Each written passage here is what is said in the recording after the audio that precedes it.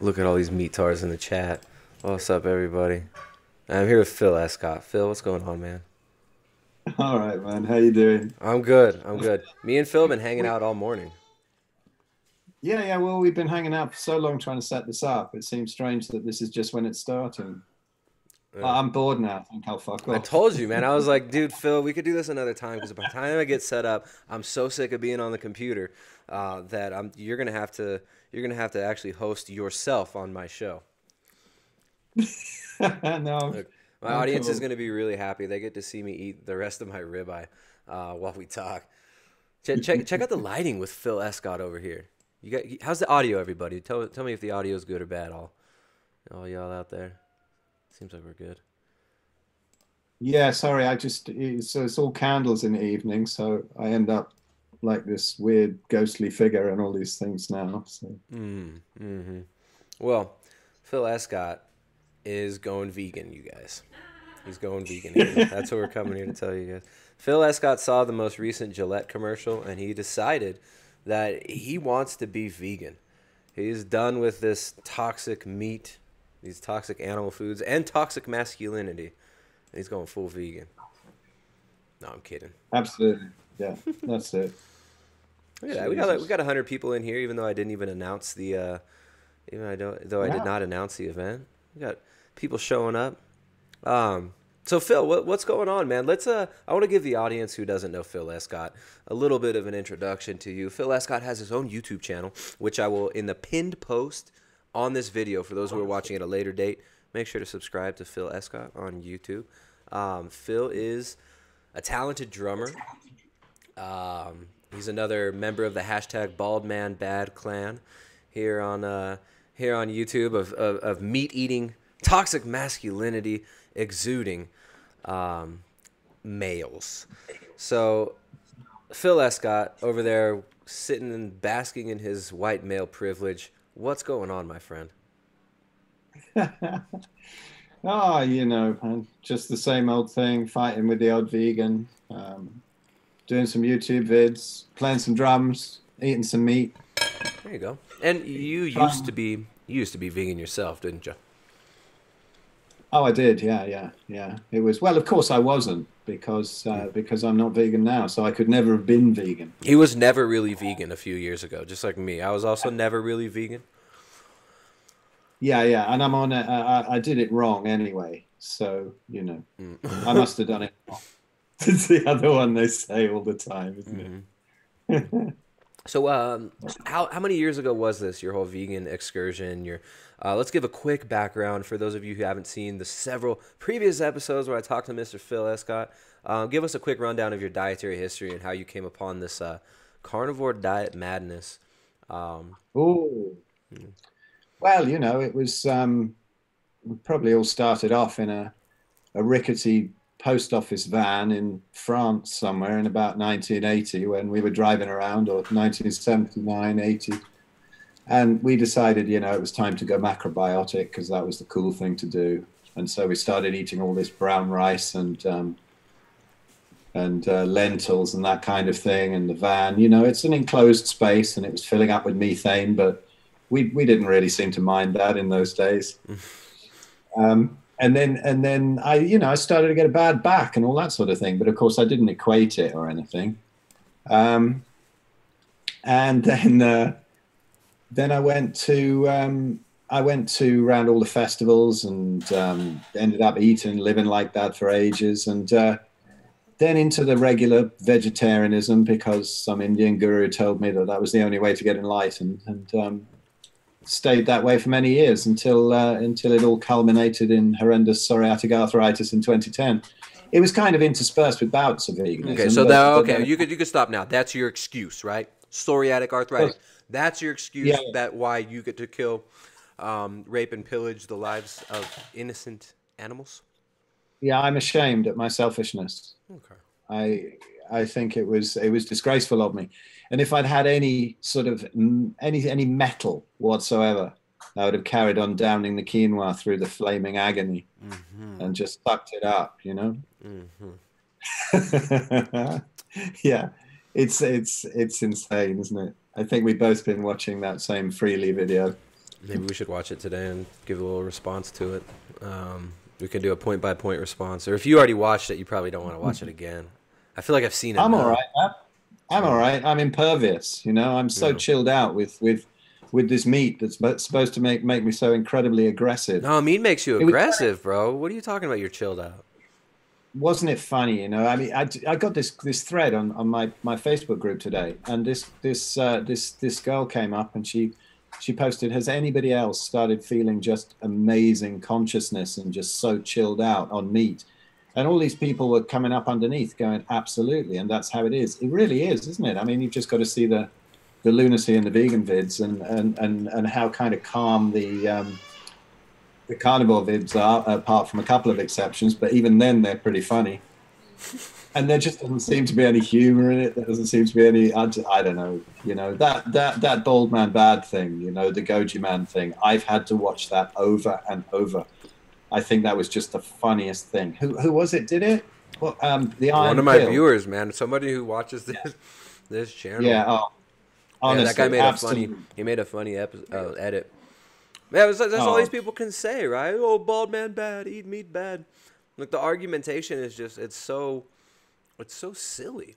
Now here's my question for you. We're jumping all over the place. So sometimes I try to keep in mind like people who are just getting to know the topics that we're talking about. You mentioned that the reason you got into veganism was on request by a spiritual guru. I really want to hear that story. How did this come about? Well, you know, it wasn't so much one. It's just the general thing of around that time when everybody was getting into the whole sort of you know, meditation and yoga type thing, and with it all went, oh, we're obviously vegetarian. I'm vegetarian. I'm vegetarian. I'm vegan. I'm this, and it's touted as as the only thing that you can do really if you want to get enlightened. Yeah, spiritual Otherwise, ascension through yeah, diet. yeah, and it's such nonsense. It really is proper nonsense. I don't know. They forget that all the old original Ayurvedic texts were on about eating meat and how it's like amrit, like nectar, and it's like the most nourishing food for the human body. And they seem to have blotted those bits out. Those bits seem to be redacted these days, and everybody thinks it's about eating rice and dal. And they're all getting very sick on it, very sick. You know, my friends up here who I've known since the 80s, I'm living still in the place where I was, where I moved up to go and be a yogi. You know, and these people are getting incredibly sick and lots of cancer. Two of my friends died on the same day last year. Oh shit! I'm sorry, Phil. It's nice, amazing. Brain tumor and pancreatic cancer on the same day. And the guy who died with the pancreatic cancer, I thought, he's a guy who it might be working for. He actually looked pretty healthy, and then 3 months later he's gone. And sometimes you get a real fast downturn. You know, these vegetarians, they stand in front and they go, well, it hasn't done anything to me. I'm healthy. And you're kind of looking at them and you're going, how many ailments would you like me to pick out? You know? Right. It sounds a bit savage to them, but it's just like, you know, your heart goes out when you see these people disappearing, becoming like ghosts. You can kind of see through them. It's like their life energy's gone. They're so sarcopenic and osteopenic, you can practically see through them in a well-lit room, you know? Yeah, They're and that's fading one of out. the first things that becomes noticeable to most outsiders who are unfamiliar with, you know, maybe people who are just becoming diet nerds might have noticed that there's something weird going on with vegetarian and veganism and might have heard some of these so-called stereotypes. But you're right, man. The sarcopenia, the protruding hip bones, clavicles, stuff like that. It's pretty insane. It's pretty crazy. I mean, it's hard to see. Like, imagine being the parent of one of these. Like, imagine your kid's 16, 17 years old, gets into veganism right now. Right? Running around, probably drinking a lot. Like, who knows what kind of drugs kids are taking these days, too. And you just see your kids start to wither away like this, and they're lecturing you at the dinner table. Mommy, you're eating murder. That's murder. Do you know that that's a rotting corpse you're eating, Mommy? I hit you, Dad. You know, it's just like, imagine being a parent of like one of these Gen Z kids that's just that's given over to this type of stuff. Oh God, my kids get told everything about the whole cruelty aspect and what a load of nonsense that is, you know. And where do they get told this? No, I'm telling them, you know, I'm telling them that that it's all upside down. But the stuff's coming in at school. You know, they've just updated all the guidelines, haven't they, to eat even less meat, and it's just crazy. You And showed me like a picture last time we talked that your kid had brought home, or it was something about the food recommendations. Do you remember what I'm talking about? oh yeah, yeah, the food, the eat well plate. It's brilliant. They've got the kids to make a whole papier-mâché model of it. You know, stick it on the wall. Wow. And even the guidelines, you know, you can imagine bread and pastas on it as the main kind of thing, but Hmm. there's sweets. I mean, there's one section of this sort of pie thing split up like a pie chart, Yeah. and it's got sweets in it, and you're like, and then underneath there's a big sticker says always choose the low fat option, Yeah. and it's up on the wall in the dining room, you know, and all Hmm. these poor kids. Some of them are really metabolically damaged, and they have no idea what's going on. Yeah, it's crazy, absolutely crazy, the school thing. Yeah. But Breakfast. Have a low-fat breakfast. Have Rice Krispies with added white sugar and skim pasteurized milk. Right. yeah, yeah, but you got to then make it really healthy and chop a load of bananas up in it, haven't you? For Mm-hmm. for the English winter, Oh, great way out idea. of season, flown in. Well, it's the thing, the Yeah. carbohydrates. I mean, how backwards is this? The carbohydrate intake year round for all kids, for all adults, right? And having grains and nuts and seeds being the basis of the recommended diet that now is being pushed through some of these bigger corporate lobbies. This NGO called EAT, EAT, who I told the audience here about this like a month ago, this whole eat thing, and now they've released their first little round of propaganda through the EAT Lancet campaign, the Eat Lancet campaign, and you're looking at literally Nestle, Kellogg's, Unilever, PepsiCo, and these other massive corporations. Oh, Cargill, of course. Cargill, everybody's favorite um, grain company that nobody's heard of, but is bigger than Monsanto. These are who are coming up with these dietary recommendations to save the planet. And if you look at what they present as a healthy diet, it's just absolute trash. I just had to switch computers for technological reasons, technical difficulty reasons. So I've got all my tabs pulled up on this other machine. But I saw an image of what they're recommending, and it's just absurd. It's all, fresh fruits, vegetables, nuts, seeds, and grains, and you get 1.5 eggs per week, and I think, how many ounces of chicken was it per week? Just such a ridiculously small amount of meat, right? So they can say, look, it's not vegan propaganda. We still let you have 1.5 eggs every single week. Well, the thing is, it just makes absolutely no difference, does it? This is the thing. What pisses me off is I just love the work Leah Keith's doing. I think she comes out with the most incredible stuff that every vegan needs to listen to because she's spot on. But every time you link an interview or the book to any of the vegans, all they say is she was never vegan because she ate fish twice a year and eggs once a year or something.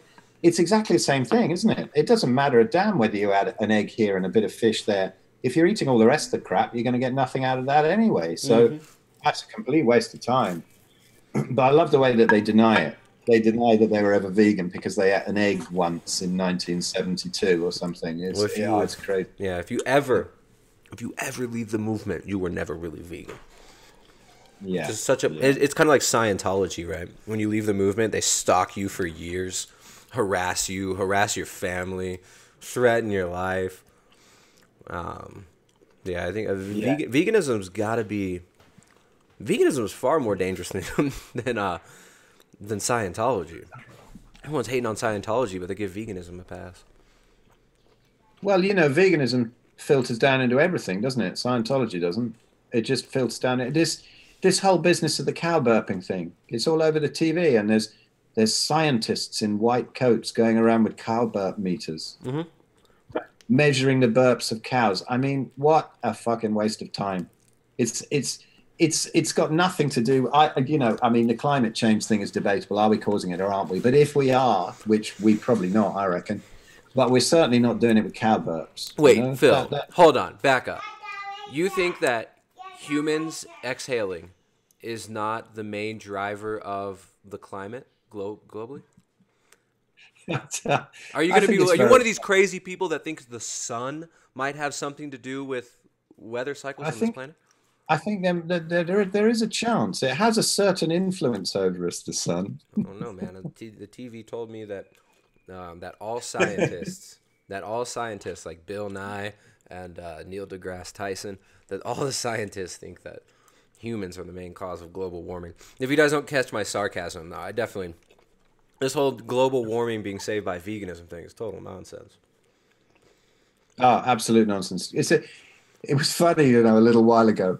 I said this in one of my vids, but it was just hilarious. I put this thing up with Peter Ballested, I think, you know, and he's going on about how this study that this livestock's long shadow thing, and it was sort of it was what's the word?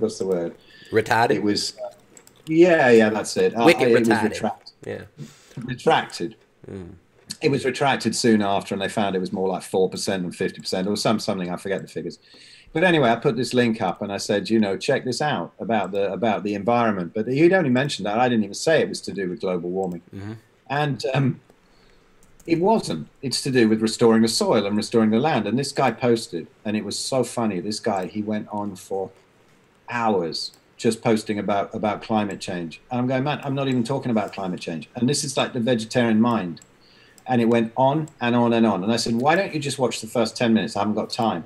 I said, but you've been posting for like 2 hours solid, and then doing these great big walls of text about climate change. And people are coming up. And Oliver, who's listening to this, I just saw you there. Hi, Oliver. And he came in and gave me a hand, you know, and he was just saying, listen, man, listen to it for 10 minutes. This is weird. Oh, I haven't got time. It's the Christmas rush at work. And you're like, oh, wait, what? Christmas rush was when? Yesterday? Yeah, it was just, you know, before Christmas or whatever. Okay. But it was just chaos. And he was posting and posting. And it's funny. It's that when that vegetarian mentality of I'm not looking, you know, I'm just not looking at anything else. And you say, man, please just watch the first 10 minutes. It's about putting the cows back on the pastures, and it's about, you know, replenishing the soil where the crops have destroyed it. Have a look at that.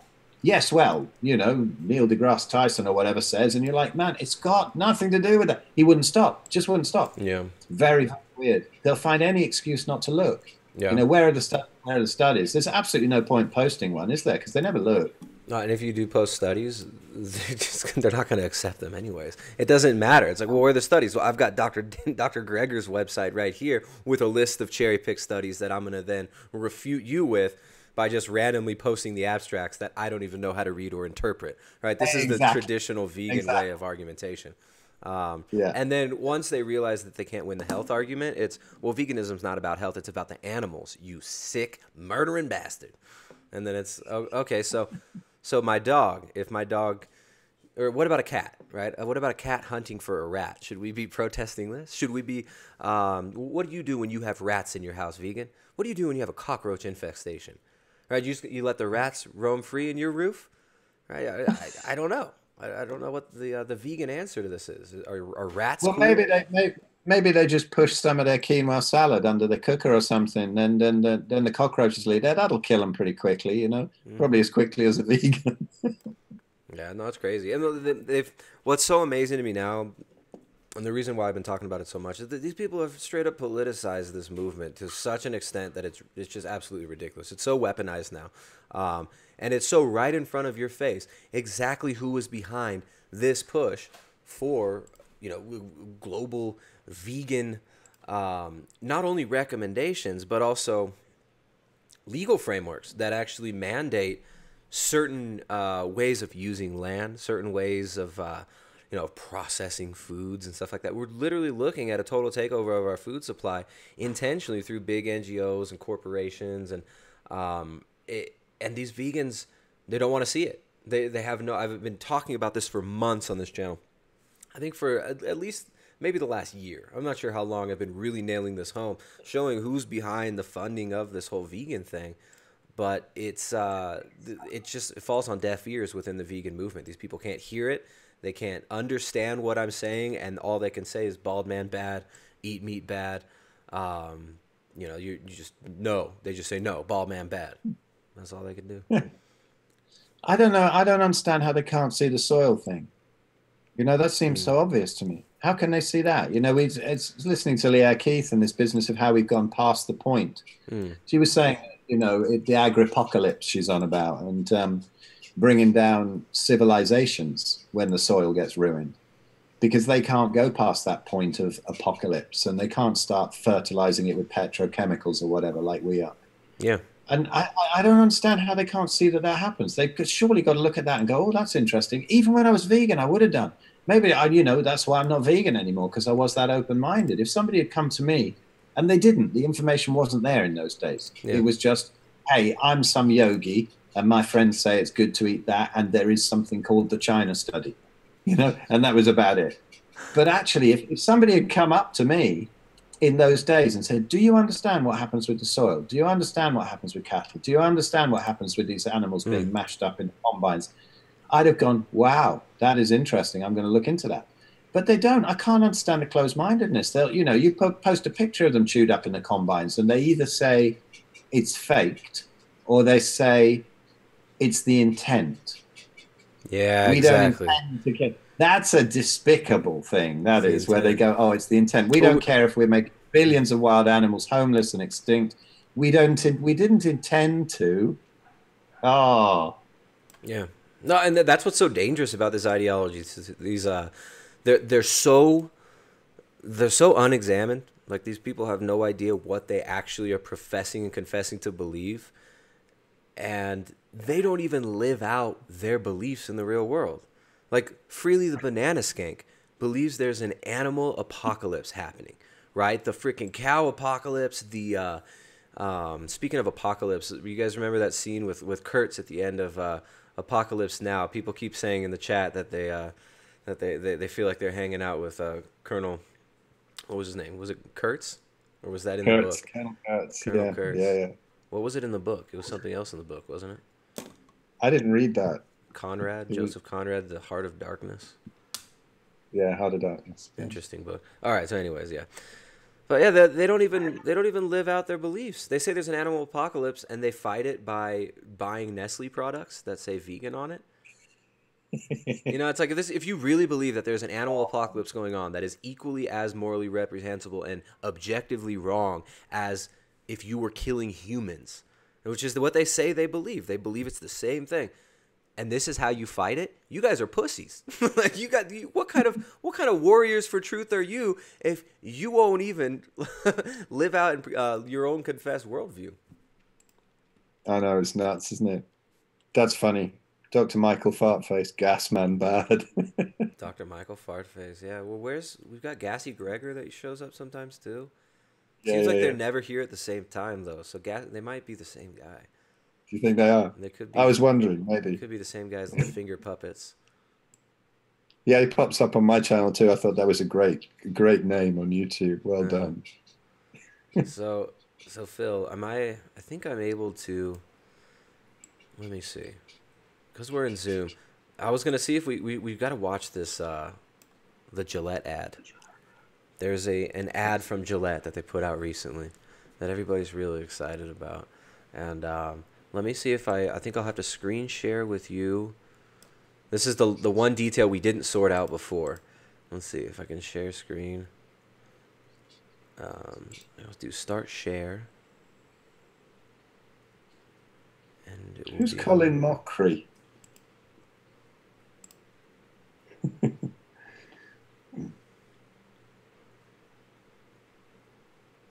Okay. Can you see the screen share now, Phil? Yeah.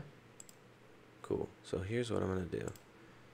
I'll pull it up on the browser. So Gillette has joined the global revolution against toxic masculinity and traditional gender roles with this amazing short film that Phil and I are going to take a look at now. It's very, very shockingly inspiring. So anybody who's watching, you may find yourself literally shaking when you watch this. It is very, very, very inspiring and very poignantly points out all the problems with the modern man.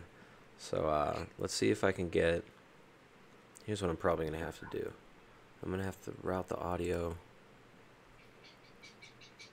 Now let's try it like this.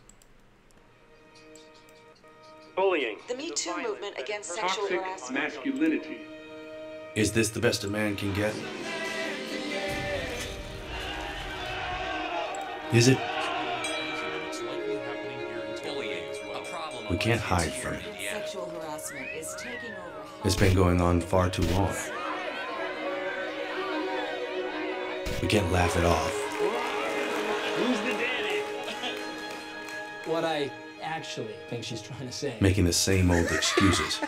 Boys will be boys. Boys will be boys. Boys will be boys. But something finally changed. Allegations regarding sexual assault and sexual harassment. And there will be no going back. Because we believe in the best in men. Men need to hold other men accountable. Smile, sweetie. Come on. To say the right thing. To act the right way. Bro, not cool. Not cool. Some already are. In ways big Yo, men. For everyone. Oh, shit. and small. I am strong. But some is not enough. It's not how we treat each other, okay? Okay. Because the boys watching today will be the men of tomorrow.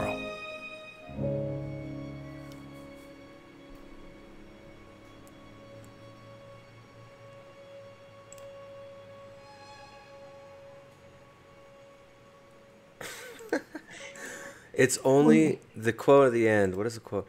It's only by challenging ourselves to do more that we can get closer to our best.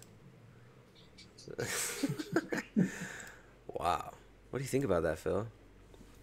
I don't know, man. I don't even know what they're trying to get at, and I really don't understand what it's got to do with shaving your ball sack. I just...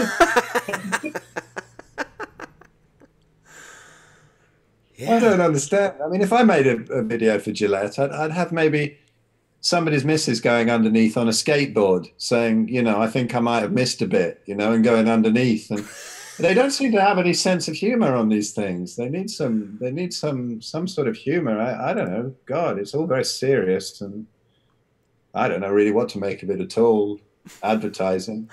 It's so funny. So the first shot, it just seems like a bunch of shots of men staring blankly out into the distance, just feeling guilty and ashamed at being men. I like all those shots. When they're barbecuing there, was it all corn on the cob? Well, all right. So let me see. I'm going back. I'm going through. So it starts off with a shot of he's like a middle-aged, you know, maybe almost 50 years old. He's a black guy. He's looking down, and then he looks up at himself real slowly in the mirror and blinks, like with this trepidation, like he's afraid of what he's going to see in the mirror. Bullying. The Me Too And then it talks about bullying, and then it shows this like really psychotic-looking white man, movement against and his eye is quivering. His eyes like sexual vibrating because and this other old man looks like he's gonna cry. Just all these guilty-looking men, and this teenage kid. Let's find. I'm gonna find the shot of them at the barbecue. The barbecue is a funny one because it shows these kids wrestling on the ground, and then the dad goes and breaks up, and he says, "No, we don't play like that."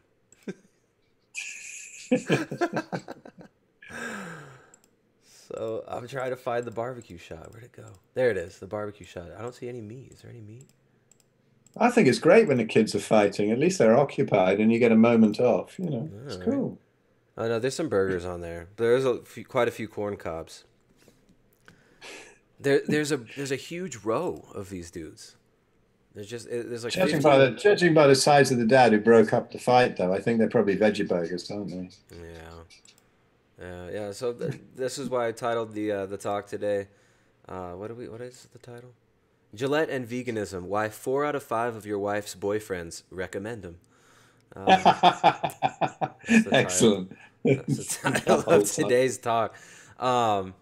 But it's just so funny, you know, even the whole veganism thing is being tied into toxic masculinity too, right? Like when you read some of these articles, they talk about, oh, well, men believe part of toxic masculinity is men, they eat meat and they think that you have to, you can't cry in public. It's all these, they have these strange lists of what it is to be a member of the toxic masculinity club.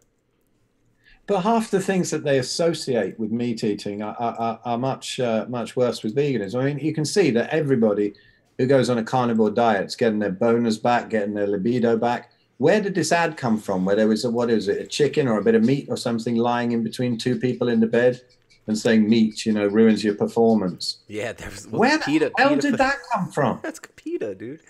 That's PETA. Did you see PETA's most recent ad? No. No? Okay, so first of all, you had this Gillette ad. This came out 2 days ago, and everyone's up in arms about it. Oh, I can't believe it. Oh, Gillette. I don't know what Gillette was thinking. It might have been they were looking for this outrage response. It might have been really clever PR, and it was, they're thinking a step ahead. I tend to think maybe not. Maybe they're just, they really are trying to virtue signal towards the. They had a lot of Me Too rhetoric in this and stuff like that. They had Terry Crews, who was a male actor in Hollywood. He was he was physically sexually assaulted by a producer, and he talked about it. So they kind of took that out of context because he was talking about something different than like what the whole Me Too movement has been about. There's articles. All the mainstream media, they're putting out these articles about it. Furious people are destroying their razors after watching Gillette's ad, but it gave the company a crucial advantage over some of its biggest competitors. So I guess it worked out. The ad worked out. People were outraged. It got like 9,000 dislikes in the first few hours, but people are still excited. Here's this article. It says, showing men and boys bullying one another and engaging in sexual harassment. The ad inspired the hashtag #MeToo movement. Inspired by the Me Too movement, encourages men to say the right thing and act the right way. But what's funny here? Let's see this again, Phil. Let me. Here, where's Zoom? Skype actually makes it easier for sharing the screen. I might want to switch to Skype. Now let me.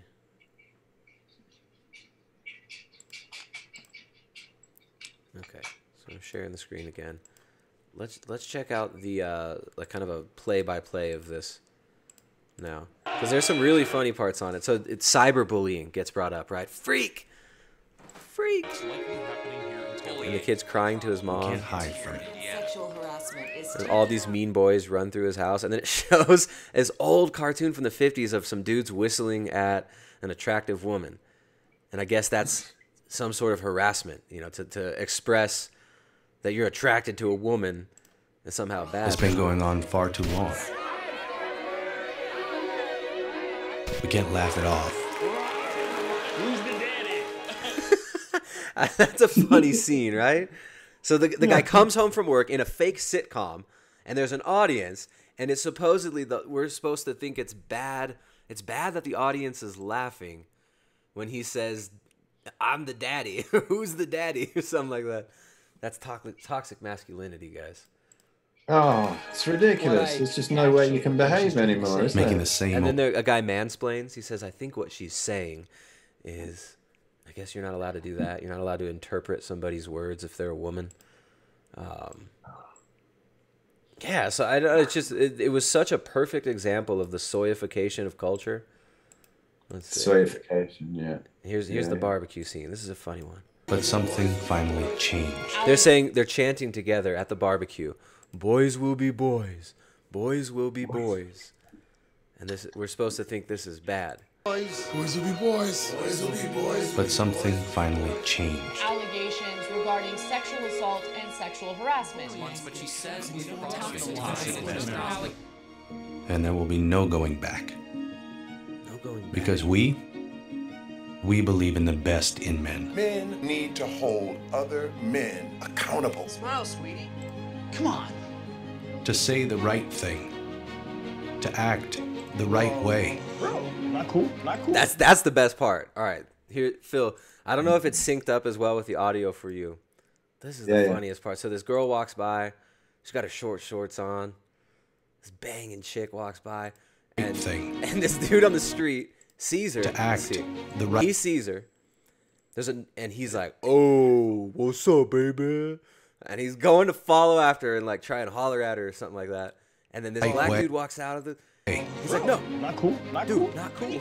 Not cool. You can't look at that woman. Not cool." But his lips don't even sync up. Check it out. Bro, not cool. Not cool. He's not even really saying that. So they dubbed words They put words in that poor black man's mouth. They're so racist. They didn't think that this black man could speak for himself. They had to put words in his mouth. Or he might have been picking his pocket, but then I'm not allowed to say that because the guy's black. And it might be because I think he's black. It's insane, isn't it? Yeah, so this is what this channel, it seems like this is what this is all about, right? This ad is like, yeah, you guys have no idea what it is you're doing that's wrong, but everything that you're doing, you should possibly feel guilty and ashamed of. Yeah. And you just, I don't know. You know, I don't know. I just, there's something about, it's something kind of deep on this really, because when you start, it sounds really weird because you start talking about stuff like this and how far it reaches and how far just eating the right diet reaches and how the brain's working right on ketones, the gut's together, you've not got any kind of mental illness, it's all gone. And you can pretty much police yourself, you know? You can make ridiculous jokes and you can talk shite and you can say what you want. And yet you really don't seem to do anyone any harm and you don't take any offense if someone takes a piss out of you. But as soon as you're on this soy boy diet, you become an incredible snowflake. Everything upsets you. You know, you're just so delicate. Oh man, it's really strange. So they put you on this diet and then they tell you all of this moral stuff that really anybody with half a brain that worked correctly on the right food would be able to work out for themselves without even thinking. I don't know.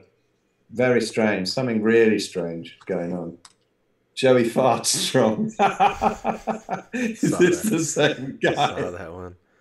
Right. Male behavior is bad. Got it, he says. Yeah, Gillette is so progressive, suckering progressives into buying their product. Yeah, I don't know. It's hard to tell. There's several things that could be going on here. You got Gillette trying to pander to the SJW kind of, social justice audience. But at the same time, advertisement is one of the main ways of social engineering people, right?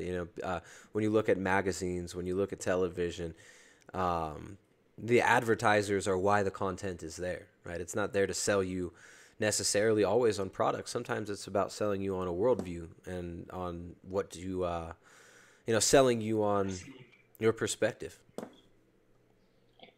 I know I've always tried not to be a conspiracy theorist, and I've got to admit, I've got a lot of the things from the things that you've said and you've seen through. And I'm thinking, yeah, that makes sense. And the first couple of times you think, no, that's a bit paranoid.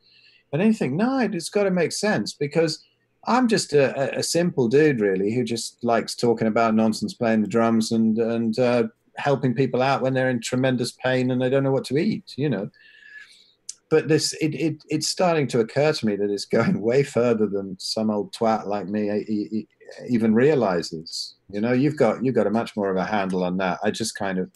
I'm a bit lazy. I've just studied like propaganda and stuff. I mean, ever since that's kind of what I studied in the university too, was social engineering, propaganda. How I was always fascinated. Well, how do you mobilize? How are these people, millions of them, getting tricked into killing each other all the time over nothing? Right? Like how did World War I happen? Right? How did World War II happen? How did these massive events happen? Like, how do you convince people to kill other people when they've never met them? They have no reason to, right? And it's just with images on the television, with words, with rhetoric. And when you look at the world now, it's when you see advertisements, it's not just selling you on products; it's selling you on a worldview. So Bernays knew this back in like the 1920s. Edward Bernays, he was Sigmund Freud's nephew, and he was kind of the modern father of PR, public relations, and propaganda. He actually coined the term propaganda, and he came up with the campaign during the women's liberation movement back in the women's suffrage movement. This is the 20s, right? And it was 20s or 30s. I'm retarded today. Sorry, guys. He came up with this stunt, and he said, we're going to have women go and smoke cigarettes, and they'll call them freedom torches. So when you think about how advanced this is, right? So it's like it ties in with the social movement of the time. It helps to promote the social movement of the time, which was, the early roots of the feminist movement. Of course, it was a very different time back then. So it's fascinating to me to look at this stuff and how these practices are still being used, right? I mean, we've got, instead of freedom torches for women to fight for their rights, and, you know, get out in the streets and smoke cigarettes to fight for your rights, ladies. Now we get, use a Gillette, and, you know, ask your wife's boyfriend if you can start using Gillette products. So it's like it's what's ingrained in it. It's the presuppositions behind these things that really people don't start to look at. And but I think this is cool that more people are noticing this, that this Gillette commercial, this Gillette advertisement is just blatant propaganda. People can start to see that, like, maybe there's more to the movies we're watching, the television shows we're being shown. You know, maybe there's a reason why The Simpsons, Family Guy, Married with Children, I mean, shit, all the sitcoms in the 70s too, in the 80s and 70s. Why is it that the father is always a deadbeat retard who just wants to sit around, drink beers, and watch TV? Right? Why are we being constantly inundated with these images? I would say that there is a good reason. It's the same reason why you're told to eat vegetables instead of meat. It's the same reason why you're told to get a vasectomy for Mama Earth. And the people that are actually putting this stuff out there openly write about it, and they consider themselves social engineers, like the guy that heads Google, or Eric Schmidt, the former, I think he's former CEO of Google. Eric Schmidt said he reckons himself a social engineer. That's what he sees his position in the world as, somebody who is going to engineer the social fabric of humanity. And now with technology, we've got a global culture, right? Like, I'm talking to you from South America. You're in wherever they talk all faggy like you talk. No, I'm kidding. You're over there in England. So I mean, it's we got this global culture now, and now the Gillette ad. Everyone's gonna see this all over the freaking world. It's crazy. I know it's nuts. So I don't know. I mean, what do you reckon? Is this just idiocy, or are there really people up there kind of engineering this thing and trying to kill everybody off? Well, I mean, kill everyone else is kind of a strong word, but yeah, I mean, it's television has always been. When television first came out, television was first invented in Germany, like kind of during the war years, and Hitler saw it as this utopian tool that could completely reformat the entire society. He saw it as the most powerful propaganda and social control tool ever invented. So yeah, I mean, it's I don't think it's a far cry at all to say that most of the things you see on television, mainstream media, and you know, the YouTube suggested sometimes too, you know, the YouTube what's it called? YouTube's featured content. It's social engineering, right? I mean, it's why they're, you know, these pop stars are constantly being turned from little innocent girl to raging slut before everybody's eyes, right? That's why you have, you know, Britney Spears was same thing. They did the same thing with Marilyn Monroe, right? It's the same template for the starlet, right? The hypersexualized young beautiful woman. It's the same thing. It's destroying femininity, destroying masculinity at the same time. It's about worldview formation. If you break people up, make them really dumb, confused about things, then you just give them whatever ideology. You're like, hey, you want to feel better? You be a vegan, right? Or come to my march. We've already got your posters printed out. Here's your T-shirt. You know, come join this march for whatever political nonsense thing that the big corporations and NGOs are funding. It's a science, right? It's not, I mean, guys like me and you. We're not working in this realm, right? Like, you're an artist. You're a musician. So I mean, you're not thinking like this. We don't think about how can we manipulate as many people as possible, and how can we get people to who would never buy our product to buy our product and stuff like that. But it's you know, I mean, when you, I know it's funny. I mean, because I have that kind of artistic mentality. Most of this stuff over the years has just kind of gone over my head, and I'm like, you know, stuff's going on. You know, I remember in we'd just been like 1980, and we'd been around Morocco for a few months, and we'd been living out in the hills and just getting stoned all the time and just buying food for nothing from these local Berber villages and whatever.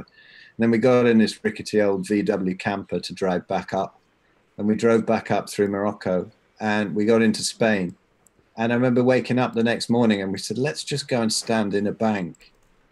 And it was just like, it was another universe to us. It was so alien. And I thought, that's probably normal. And then these, you know, four pretty grubby guys with bare feet and really long hair just went to stand in the bank. You guys were tripping on acid when you went to, is that what you're saying?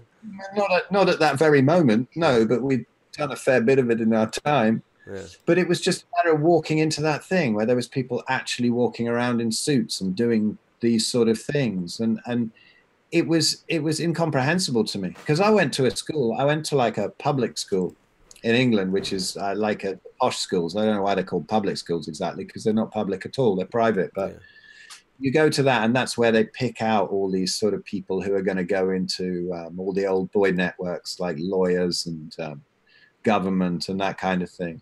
Yeah. And these people are all planning their future, but there was about 2 or 3 of us who just didn't really understand it and would spend the whole night sort of escaping and going carp fishing or something and sleeping during the geography lessons and whatever.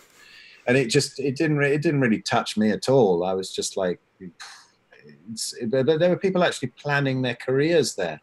Mm. And to me, it just seemed so incredibly unnatural. And I look at them now, and they're, you know, they're most of them pretty fat and unhealthy and unhappy, and even having the money, or even not being one of the downtrodden masses. They're, you know, the whole lifestyle, this fabricated lifestyle. I was just talking about it on a vid that I did this morning. I was saying that so many ancestral disconnects we've got, you know. It's not just the diet. It's, you know, what is this carnivore diet? Is it extreme or is it basic? It's just basic. It's not extreme. It's a basic thing that you go back to. And when you were in a tribe, you know, when you're in a tribe, you didn't have a neighboring plant-based cockwomble tribe, did you? Coming along with placards going, save the colobus monkey or save the tapir or something, or whatever it is you're eating. Mm-hmm. You know, everybody just got on with what they were. They knew what a male did. They knew their role. They knew what a female did. And they were all happy with it. And they weren't worrying about mortgages. They weren't doing about anything else. They weren't going to have TV going in. So they had their intuition, you know, and they'd be in touch with everything. And they'd have I was mentioning as well that they have a shaman that they used to go to, and they could go to them with these subtle things that are going wrong in the body. They could go to them with a dream even or something. But, you know, you can't go to your doctor and say that now. You've got to be almost dead to go there, and then they can sell you some chemicals. You don't go there and discuss with him some strange dream that you had that might be relating to some emotional thing that you have going on, and then you could stop this disease process before it's even started, you know. But now you've got to be so sick. Everything has to be on such a gross level. You don't get taught even how to you get trained out of knowing how to take care of yourself, right? It's not just removing the ancestral knowledge of how to feed yourself, but it's training you to wake up and eat cornflakes in the morning. It's training you to wake up and eat Kellogg's Frosted Flakes in the morning. Yeah, absolutely. And you know, nobody bats an eyelid when you do that, do they? And yet, you know, you'll eat a strip of raw steak, and that's crazy. And you don't have any vegetables with it, you're going to die. You're like, but it's okay to eat that stuff that was invented to stop people wanking. Yeah. It's really strange. Well, see, people don't realize. People talk about the Seventh-day Adventist movement and how that was really connected to veganism, the start of vegetarianism, at least in the West, in the United States. But this is not something that's new. This is something that's been going on forever. Like, I've got a book here. This was written. Oh yeah, absolutely. I mean, so let's see. I think it was page 118. So, and it's always been tied in with fertility control too, right? Even back in, I gotta see when this was published, just for my own interest sake. All right, so this is from St. John of Damascus. It's a book called On Heresies, and this was from the 9th. I think it's from the 9th century. Let me see. Let me just confirm. St. John of Damascus. When did he write this?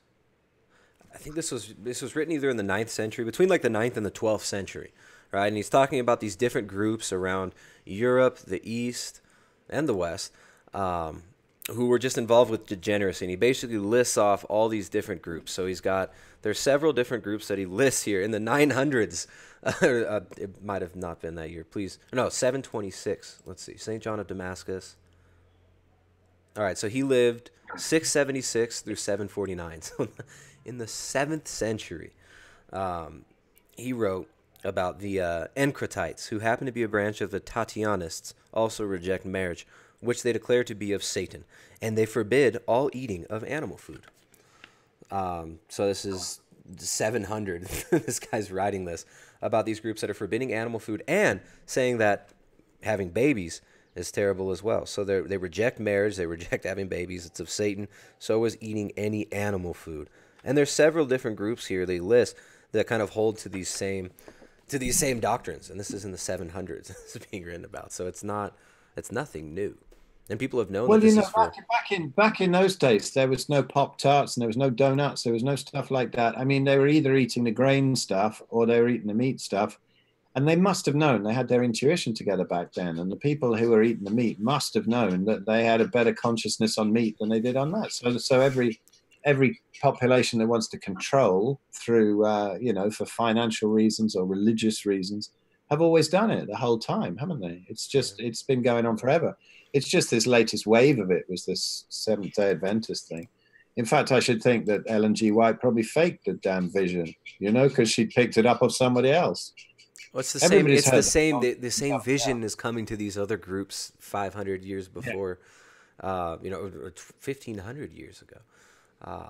People are having the same visions and being told the same things, and they're being told that it's spiritual, right? So it's an interesting thing that this is not just isolated and new. It's been going on since at least St. John Damascus's time. St. John of Damascus lived in the 6th to 7th century. So check it out. I got this quote here from Edward Bernays. Edward Bernays says those who manipulate, or says, let's see, he refers to what he calls the invisible governors. He says those who manipulate this unseen mechanism of society constitute an invisible government, which is the true ruling power of our country.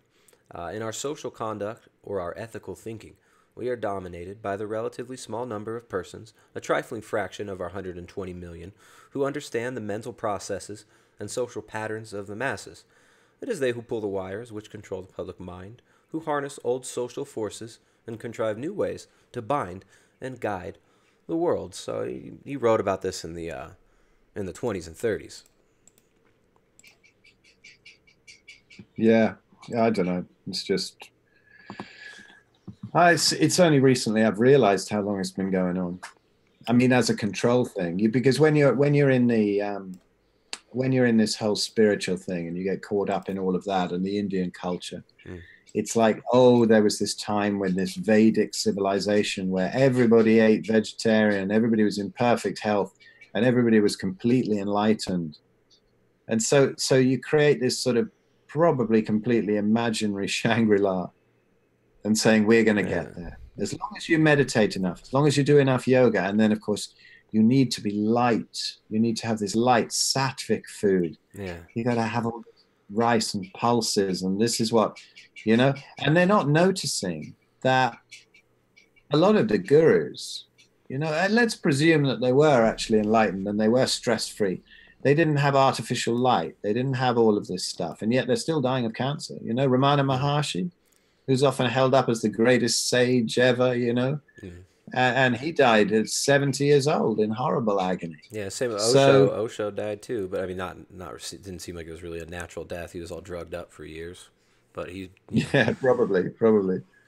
But you know, I mean, even these guys, they're falling foul of it. So it's just passed on and passed on. But I'm just getting so many people. When I made those videos of the carnivore diet and spirituality, carnivore diet and ahimsa, you know, there's a good friend of mine, Rick Archer, and he does Buddha at the Gas Pump interviews, and I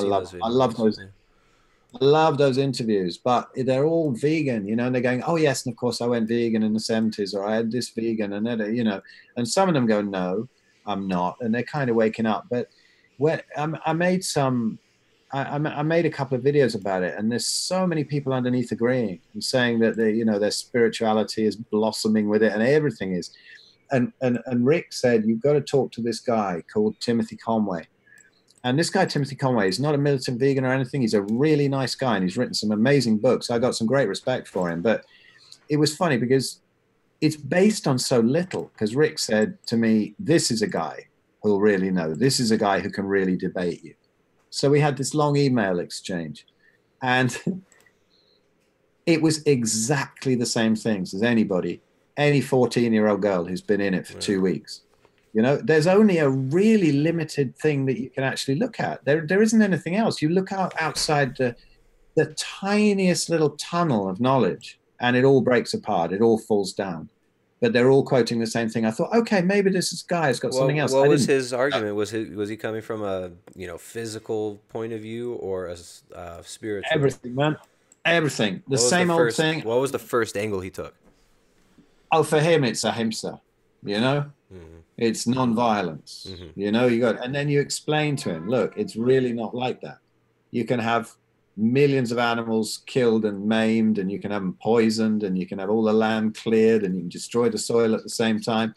And it's like, no, I don't see that. What about the rats that get ground up with the wheat? You know. Yeah, they don't. They I don't know. There's some kind of denial, and then they sort of change the subject or something. But this guy, it was mostly on the meat causes cancer. It definitely causes cancer. Look at the studies that have shown it. Okay, he wasn't screaming this. Very, very cool guy, but he was still caught up in all of that, you know, and he really considered himself to be a serious expert on it. Yeah. And you look at him and he's thinking, man, do you understand? This is what I don't understand. If somebody came to me and said, I used to think like that, and I've since looked into it for hours and hours a day for decades, and I've found out that it's really not like that. Would you not go, hey, that's interesting, let me have a look at that? No. No, you instantly try to discredit him with anything you can. Instantly try to find a reason to disregard what they're saying because you don't want to hear it. You don't want to change your mind. Yeah, exactly. And this guy, you know, he's, you know, if anyone listens to this and saying I'm saying Tim Conway, if there's any fans of his out there, because he's a cool guy, you know, in every other respect, very, very interesting guy, very quite well-known spiritual teacher, and he's written a lot of books.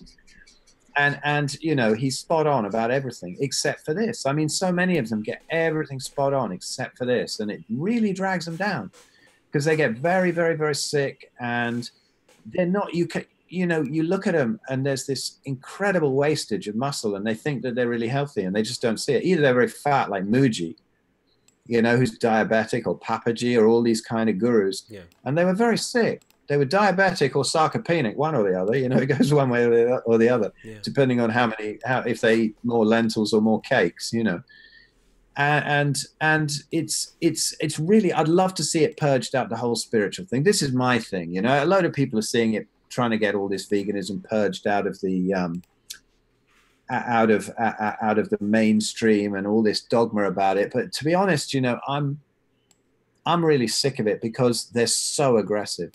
The ones that get onto it because of that, the young ones, you know, they get so aggressive and they're just so horrendous on Twitter. I had my last battle, it wasn't even a battle. I sort of joined in a long thread on it. And now I just, even if I see they're vegan, I got to block them. I can't take it anymore. They get that little V with the circle on the name, their auto blocker. They've got to go. You know, it's just ridiculous. It's exactly the same responses. They're singing out of one. I love this expression that Billy Connolly's got, you know, when he's talking about religions, and he goes, never trust anyone who's only got one fucking book. And it absolutely applies to veganism, where they've just got this narrow band. My thing is to get it out of the spiritual people who are not aggressive with it. They're not militant. They just sincerely believe that it's probably the best thing for the animals, but it's something that's going to help you to get to enlightenment.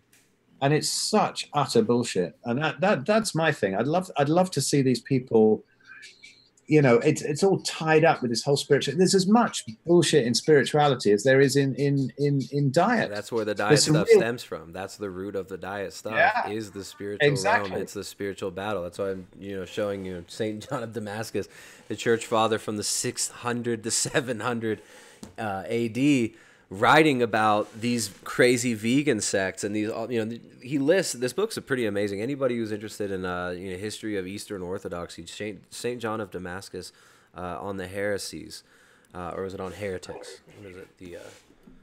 I think it's on heresies is what it's called. Yeah, on heresies. Really interesting book. But yeah, all these things, they stem out of spiritual world. They're not divorced from it at all. No, not at all. That's where it's coming from. But the people who are way down the line, you tell them it's a religion, they go, it's not a religion. So, you know, for me, I suppose it's because I came up in that whole TM thing, that transcendental meditation thing, which I don't really have anything to do with anymore. Yeah. I think the Western But, you world, know- religion's become a bad word, and people don't realize that everybody has a religion, whether whether they admit it or not. And this is this is part of the spiritual attack. It's total onslaught. It's full spectrum dominance, and yeah, I think the veganism thing it's weaponized, maybe not intentionally by people. Maybe all the people are just useful idiots, but these are ideologies. They're metaphysical realities that are battling for power through human consciousness. Yeah, and it overcomplicates things to confuse people, just as diet's massively overcomplicated. The whole spirituality thing is, you've got to do this, you've got to have that mantra, you've got to get in this position, you've got to do this for a certain amount of time every day. You've got to, no, you don't. You just have to get to that point where you realize that it's all one organism, it's all working beautifully together, and these borders and boundaries between countries are utter nonsense because we're all just people. I remember seeing these two comedians traveling across South America, maybe, or some program anyway, I can't remember. But he was going on about how when he was traveling through all these countries, each country he'd go through would say, oh, you watch out for the next country, they're horrendous. We're lovely here, but when you get over the border, they're going to be really Dude, I'm all about borders. I'm all about fences. I'm all about borders. Yeah. Anybody, I got my property. Anybody that crosses a certain line on this property, they are crossing a border that shouldn't be crossed. I think.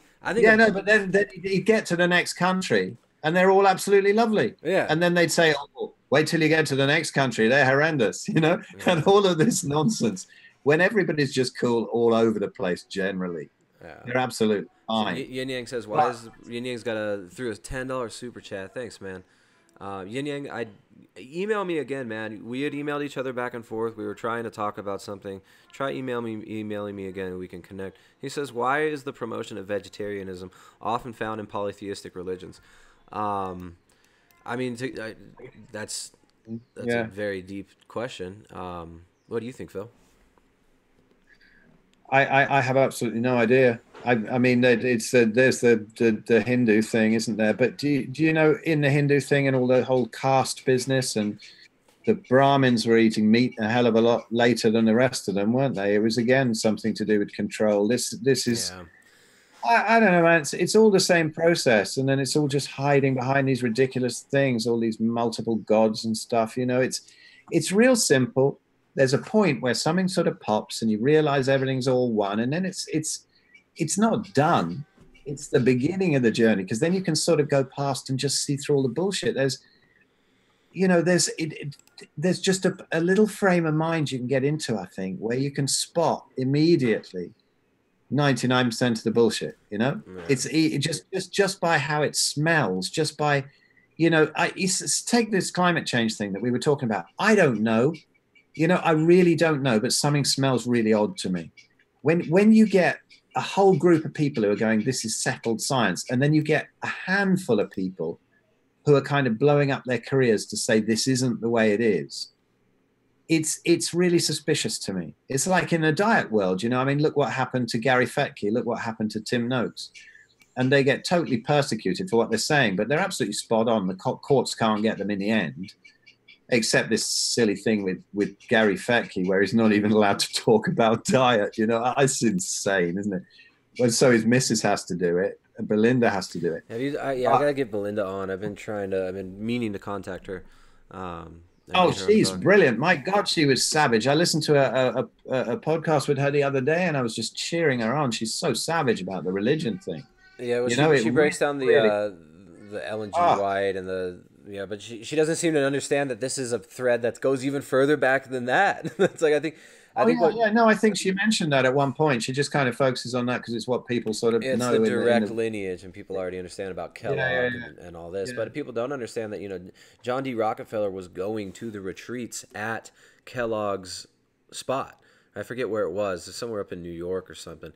But Kellogg had set up this, maybe it was in Arizona, some warmer climate. Anyways, he'd set up a healing center, and Rockefeller would actually go and visit the healing center too. So I mean, these people. Weren't they in Battle Creek? Maybe. When they admit, it was all around there, wasn't it? I think. Where was that? Did you see the film? No. What was it called with Anthony? What's it? who played Hopkins. Hannibal Lecter. Hopkins. Oops. Yeah, Anthony Hopkins. He did with his buck teeth and whatever as Harvey Kellogg. He was tremendous. I can't hear you. That was hilarious. What's happened? Have you had an equipment malfunction? Yeah. All right. There we go. Now I'm back. All right. So yeah. So yin yang. My answer to why is the promotion of vegetarian often found in polytheistic religions? I would say because these polytheistic religions start with the metaphysical assumption. Most of them start with the metaphysical assumption of monism. Phil's gonna be pissed because I'm saying basically he said we're all one and everything is one. That's the root of what brings about vegetarianism and veganism. The belief that everything is one, that everything is one substance, and that that substance is all God is the root belief of all polytheistic and the pagan religions. And that's where you can then take the logical jump to, therefore, eating other animals is bad. We have to stop all suffering with this. You know, it leads to so many of these types of thinking. So I would say that assumption, and Phil, you can respond to this if you want. I'm sure maybe you have something to say. I'm not trying to like have a theology debate or anything. Absolutely. I would say that the monism and the belief that everything is one, everything is connected, everything is God. The rock is God. This is God. This is God. Like that leads to the madness that we have now, and I believe that that is where the schism really takes root. Because from my perspective, coming from my worldview, I believe that all humans are made in the image of God, that we are separate from the animal world. We are also separate from the human world, not from the human world, but from the physical world, because we're not just physical beings. We are physical and spiritual beings, and that's why in like in Eastern Orthodoxy, it's God breathes life into Adam, right? So there's something of man that it's not the essence of God that gets breathed into man, and this is another thing that people will often confuse, and this is why Catholicism so easily turns into this crazy pantheistic weirdness, is the essence energy distinction, whereas like we're not experiencing the energy of God. In Eastern Orthodoxy, we experience the essence, or not the essence of God. We experience the energy of God, and it's not created energy, right? So it's not like the reality is some abortion that God created and something outside created this, and it's just this bubble that's all on its own now, and it's got to sort itself out, and maybe it gets to grow into God and become God. All that stuff, all these things have the same root beliefs, and they lead to a lot of confusion. So I think what it comes down to is these are all theological questions, and that's why I like to talk to Jay Dyer comes on. We talk about a lot of this stuff too. I'll tell you what I reckon about that. I think that you're absolutely right. The madness comes from it, but the madness comes from it when it's a belief and not an experience. Mm-hmm. So a load of people kind of have this belief that that's what's going on. Hey, everything's one, aren't we all one? But it's when that is an experience, that is a direct experience, where then you realize that to kill a cow and eat a cow is just the universe eating itself. Is absolutely fine. That's what we need to do. That's what we're designed to do. You just accept it. You accept your role as an apex predator, and that's what we've always been. And there's nothing wrong with that.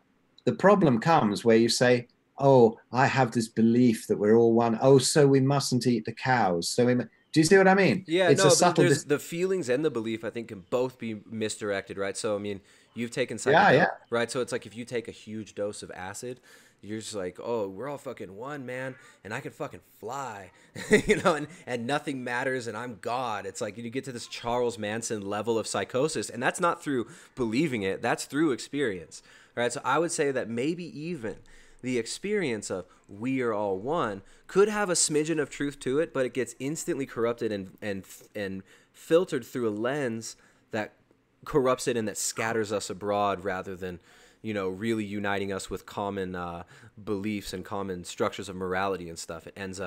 That experience often ends up. Yeah, but you've got to be able to experience the paradox, because absolutely it's all the same. If somebody gets all this sort of wafty spirituality, oh, isn't this all lovely and isn't everything lovely? No, it's still all right to say fuck.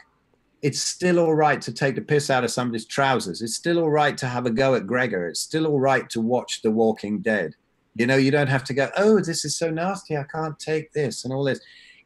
this sort of horrible snowflakey spirituality. It's just, yeah, And this- it's so diluted, right? It's so delusional. Yeah, It's like, this is we're all what's one. I backed up. can't eat my brother animals. I can't eat the brothers and Yeah. sister animals.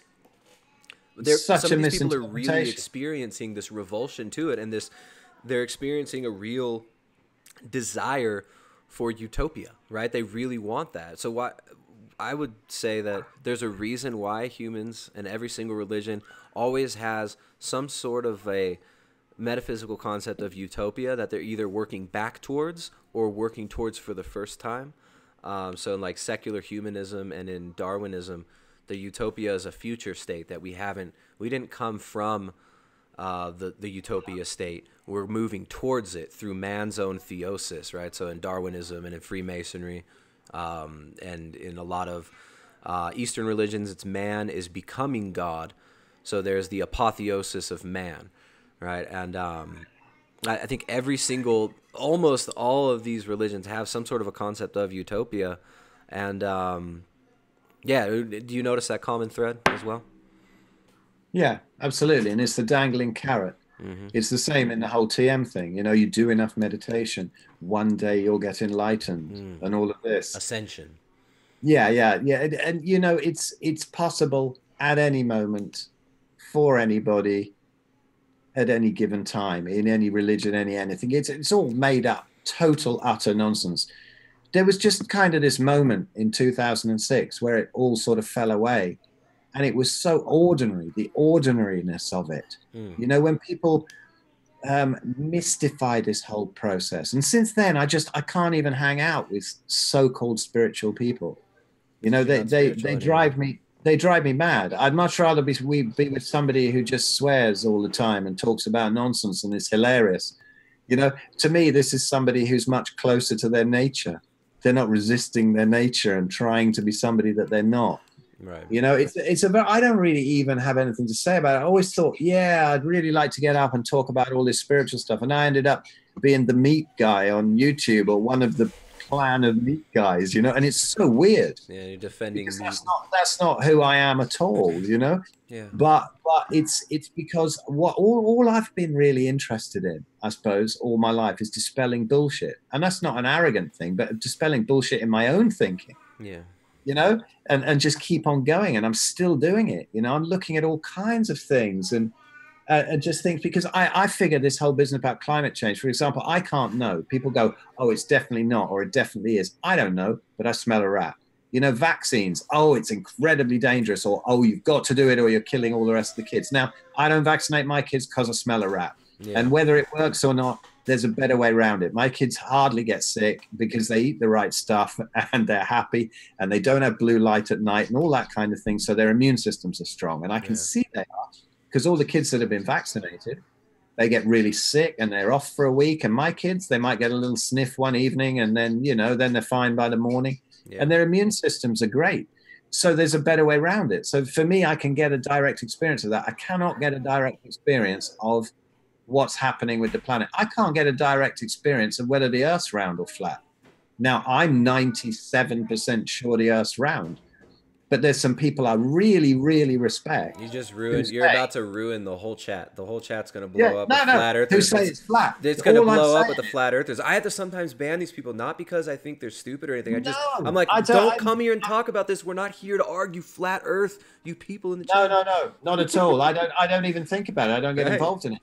My point is that for me, if you don't have 2 or 3% of doubt in something, there's something really wrong with you. I mean, how long have any of us been around? 20, 30, 40, 50, 60 years?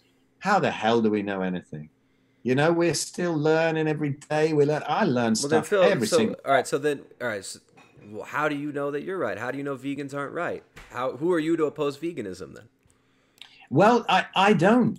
In a big scale of things, maybe the planet needs a purge. Maybe the cosmic computer is going through some kind of way that it's figuring out disease and showing this and showing that. I don't know what it's doing. But on an individual level, I just work on an individual level. I see a person who's really suffering with some autoimmune condition. I know for sure how I can make that better for them. I don't know my way's the best. I might find something else completely revolutionary. We might all do. You know, but you see, the thing is with diet, we've all had so much experience of the regular diet. We've had the experience of keto and paleo and all of this sort of thing, and juicing and fasting and veganism, you know. Though I feel that the people who end up carnivore tend to be the most educated in diet that I've ever seen, by and large, because they've been through everything else. Yeah, and the carnivore and keto world are definitely ahead of the curve. And the vegans they've been through everything else. And the vegans will not recognize this at all. They just, these people they're anti-science idiots. They're science deniers. Yeah. Well, so I think, you know, a lot of these people have been through, they've reversed diseases, they've done all kinds of stuff. So in the diet world, it's a kind of a law of diminishing returns now. I'm finding out a lot more things outside the diet world, you know, than I am. I'm questioning my beliefs all over the place outside the diet world. Not so much in the diet world, but within that I am, you know, like I used to be one of these people who used to say to everybody, yeah, throw tons of butter on it and everything. It's absolutely fine. You'll all lose weight. Doesn't matter how many calories. And then I have to think, actually, I have to kind of modify that because it's not working for some women. It's just, you know, and you have to look at different things with the protein, things like, you know, it's just fine tuning stuff now. But there's big things that I could be totally misled about.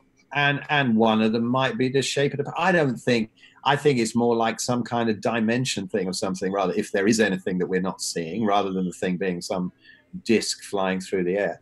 So you know. So you said, can I quote you here? Phil Escott says the Earth is 3% flat.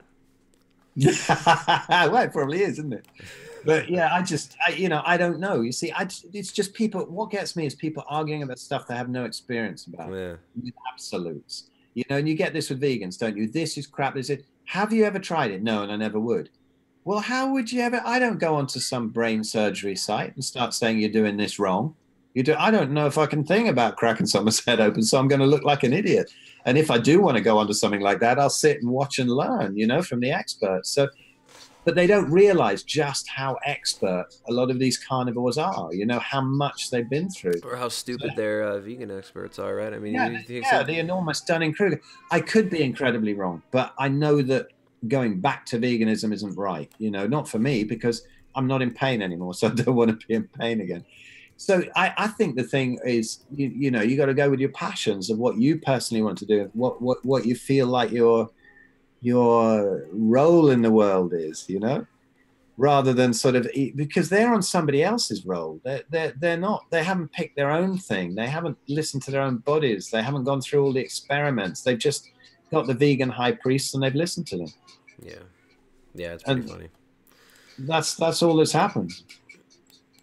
And I think they're experts. It's just the ultimate Dunning-Kruger, isn't it, really? Mm-hmm. Yeah, you got Gillette joining the vegan movement now to smash masculinity out of existence.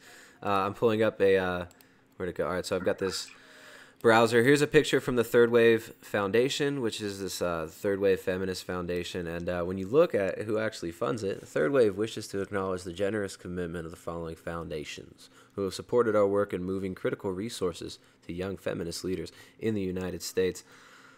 We've got Ford Foundation, Dyson Foundation, Overbrook Foundation, Dickler Family Foundation, the Goldman Fund, Rockefeller Brothers Fund, W.K. Kellogg Foundation. All of these foundations are also promoting feminism. And do you think these people, the same foundations promoting feminism, the Kellogg also promoting veganism, also, you know, it's like, you guys really think that these big foundations, these corporations, give a shit about your health? Yeah. I wonder what these guys eat, you know? Yeah, baby blood. Yes, well, there is that. Other than the babies. Yeah, no, it's pretty over the top. So your carnivore diet lately, now you went from vegetarian, vegan, started doing low carb, started doing a keto diet. Now you're full on carnivore. How did the keto to carnivore transition happen? Well, you know, around the time when I wrote my book, I'd pretty much healed.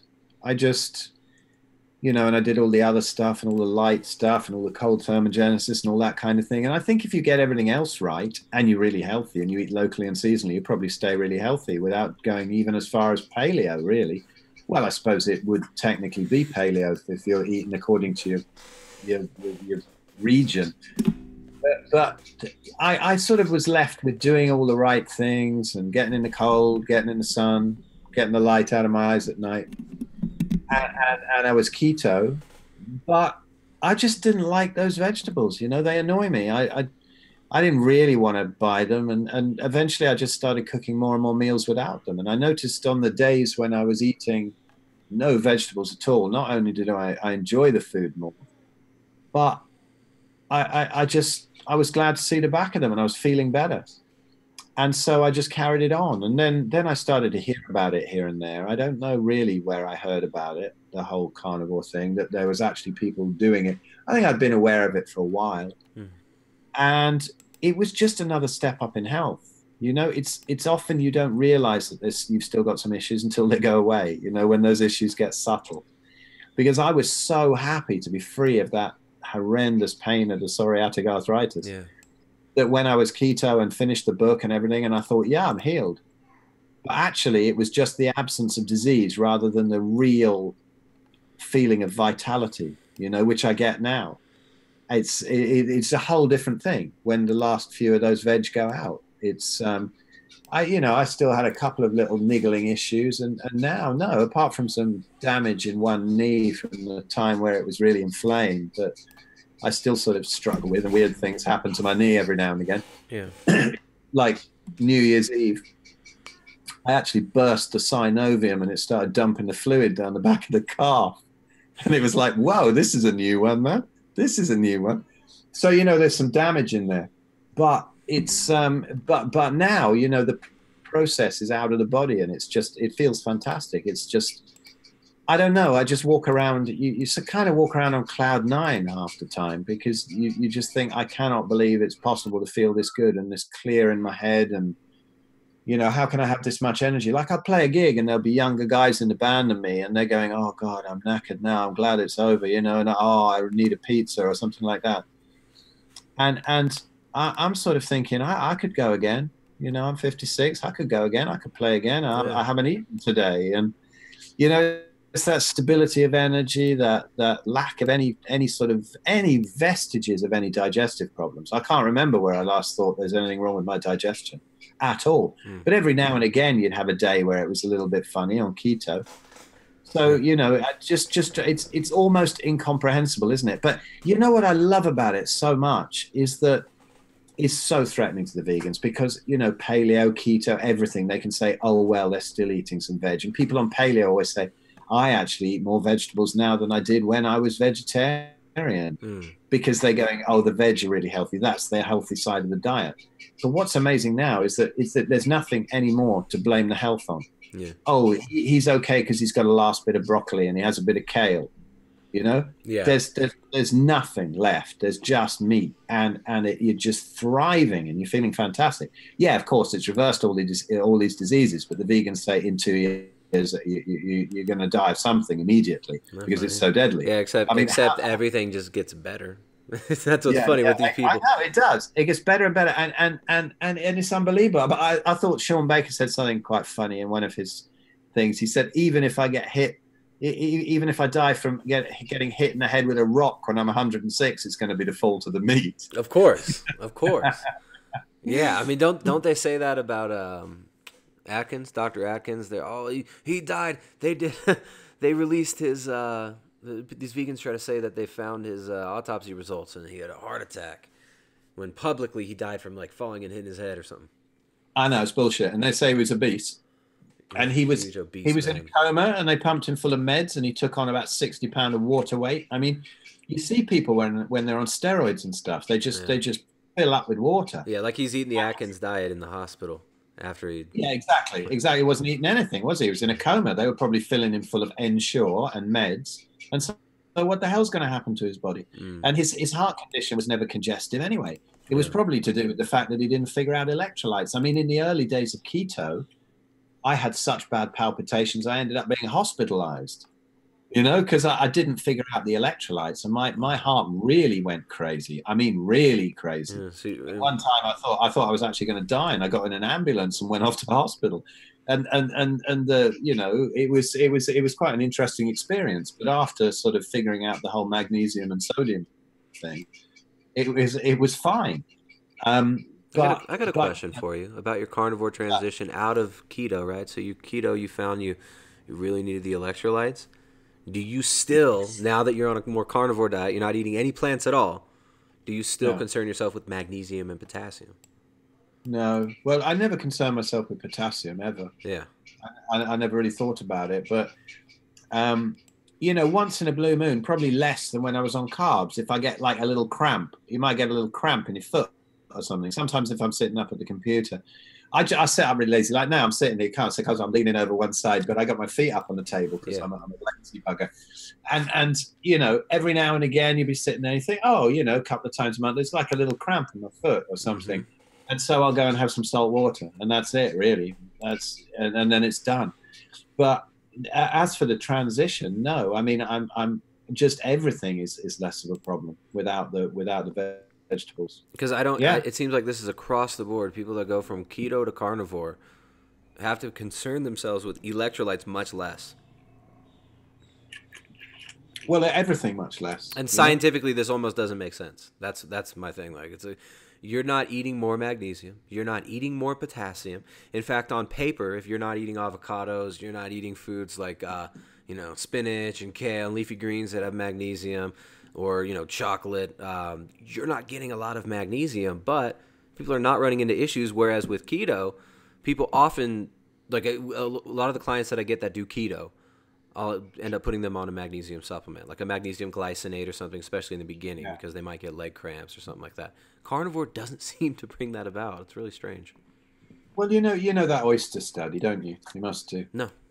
The oysters, when they got 3 sets of people, and they wanted to see how the zinc levels went up. Yeah.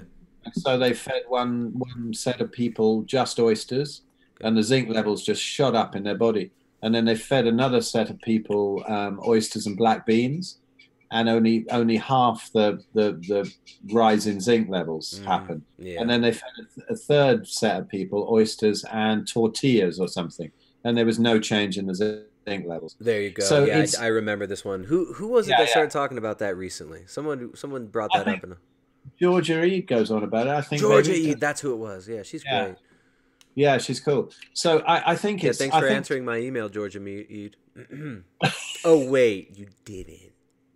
I think it's to do with absorption, isn't it? It's got to be. The gut just ends up in such a good state. Yeah. That whatever is available gets taken in. So the recommended daily allowances or whatever, absolute nonsense. This is the crazy thing is, and I really like the taste of spinach, but when you look at it on paper, it sounds all good until you learn about oxalate and you look at how much oxalate spinach contains. I mean, even way more than, like, I really like chocolate. I'm a big fan of like 100% cacao. I haven't even had any in maybe 6 months for some reason. I just haven't craved it. But I used to eat chocolate every day. On paper, the oxalate level is the only thing that looks bad on spinach. Like on paper, it's got lots of calcium, it's got potassium, it's got loads of minerals, but it doesn't seem like any of that shit really gets absorbed when you look at it. No. Have you ever had a kidney stone? No. So yeah, luckily I never. Oh, I tell you, I never juiced spinach for an extended period of time. That's what I did for ages, and my God, the pain. And thinking about it, I was eating a hell of a lot of dark chocolate at the time as well. Yeah, chocolate's got a decent amount of oxalate too. Now, but I wonder how other minerals in chocolate affect it. Like, in chocolate, you've also got a lot of magnesium and selenium. I wonder how that affects it. I mean, you could have different minerals that affect the absorption of all these. Tell us about the kidney stones, though. Oh man, the pain, unbelievable. I was in, I knew it was there, and I thought it was 6x4 millimeters. So I'd had a little one before, a couple of little ones that I got rid of on my own. The 6 pain was millimeters? Horrendous. That's like almost as long as my penis. That's that's crazy. 6 millimeters though. I can't imagine passing that through your freaking. Is that your? No, man. No. What's the hole of your dick called? Urethra? Yeah, there's your urethra, but it's the ureter where the pain goes between the kidney and the bladder. Yeah. When it goes through there, but anyway, so I had this one, and I thought I was in Spain with my son, and I could feel it rattling around, and I thought I'm in trouble. I just got to get rid of it. So I did this trick, which I'd read about, and it's about the only use for Coca-Cola. You get 6 cans of Coca-Cola, right? And you drink one every 20 minutes. Like the first one you can get down. Second one, you imagine the rest. It's so difficult to get them down. You drink the whole lot, and then you start eating a load of asparagus and then drinking a load of water. And I tell you, it pumps it out the kidney. It does something that it pumps kidney stones out, and it does work. Yeah. Anyway, this thing, I was sitting on the beach, right, and I'd driven him and a couple of friends down from Granada, where he was living at the time. This must have been 2013, maybe. Yeah. And I'd just gone keto, and I'd come off this whole juicing thing, you know. Quite often, just after keto, you get a big oxalate dump, you know, just after you go keto. And people think it's to do with the keto, but it's not. It's to do with the shit you've been eating before. I wonder if keto rash doesn't have to do with that oxalate toxicity as well. Yeah, well, all sorts of things do. Gout, you know, people go through gout, all kinds of things. But there was this stone anyway. So I thought, okay, 6 mil is probably okay. You can get that down the ureter, right? So it'll probably go down. I've got to get it out, otherwise I'm going to be in trouble. So I thought, let's see if I can actually flush the damn thing out while I'm sitting on the beach and his mates are swimming and rock climbing, you know. Anyway, it got in there and the pain was unbelievable, and it didn't come out, and it was stuck. And so I managed to drive him, but I don't know how the hell I drove him back 2 hours through this pain. Yeah. And I got home and I got back to where he was staying. And for some reason, if I got under a cold shower, the pain stopped. Maybe it just stopped the spasm. But in the end, I remember I felt really guilty because there was some football match he really wanted to watch. And in the end, I said, look, Tom, I've got to go to hospital. I'm in real trouble. And so it wasn't far. It was like he was living about 100 yards away from the hospital. So we went down there, and I was just like, I was bent over the reception bit. I couldn't even speak. And he speaks fluent Spanish. I don't really speak Spanish. And I'd have taken anything, you know. So he was explaining what it was. And then they took this X-ray, and they often don't show up on X-rays, but there was something they could see. And they were saying, it's around the ureter. They said, but it just looks a bit big, you know. Anyway. So I just anything, just give me morphine, just give me cyanide. I don't care. Just give me fucking anything. So they dosed me up with stuff, and then I was really happy. You know, I was sitting there spaced out and whatever. The pain went, and I had to fly back the next morning, but this thing wasn't coming out. And see, it's all right when it's in the kidney, but it's when it comes down, it passes down that ureter thing, and it usually takes a couple of hours or something. Is it excruciating pain when that comes through there? Well, I've talked to 2 separate nurses who said I've been through childbirth and kidney stones are worse. You know, I mean, it is. I can't tell you what it's like. I mean, it really is. You can't even think. It's unbelievable. And so anyway, for some reason, it started grumbling and stopped hurting. I thought, what's happened? Anyway, so I went back. I flew back to England, and it was sort of okay, and it just grumbled a bit. And then I had a scan, and they said, well, actually, it had grown so much. It was like 11 mil. And it was stuck in the ureter, right? Mm-hmm. Which is really big. I mean, generally sort of 5. Its size. Huh? It doubled its size, right? Yeah, since I'd last had it looked at with an ultrasound. And they said, no, this is a real big one, and it's stuck in the ureter, and it's probably never going to get through. And we're going to have to operate, you know. They don't exactly operate, but they stick like a laser up your knob and push it all the way up there and laser it out of the ureter. And I actually got stuck with this thing. The kidney was probably not really functioning properly for about 3 months. It got stuck in the ureter. For some reason, it can sort of calm down, not hurt so much. You have the odd little attack, but it was wedged in there, man. And they were saying, you've got to take all these antibiotics and all that. I said, no, I'll take my chances. I'll just drink all that. Have you heard of this D-mannose sugar that gets rid of all this any sort of E. coli you've got in you know, women who get that. I've heard of it. It works. Yeah, it really works. So I just drank a load of that to keep the E. coli flushing through.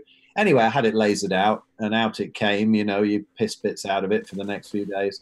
Yeah. And they said that's so big it's going to have destroyed your ureter. We have to put a stent in, and they didn't have to.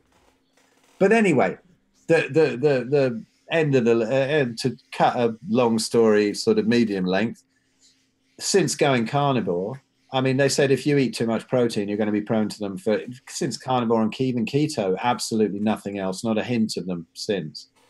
And it was, yeah, the oxalates, it's huge. So people get these kidney stones, and then their docs tell them to just, drink loads of water and eat loads of veg, and then they'll get kidney stones the rest of their life. It'll go on and on.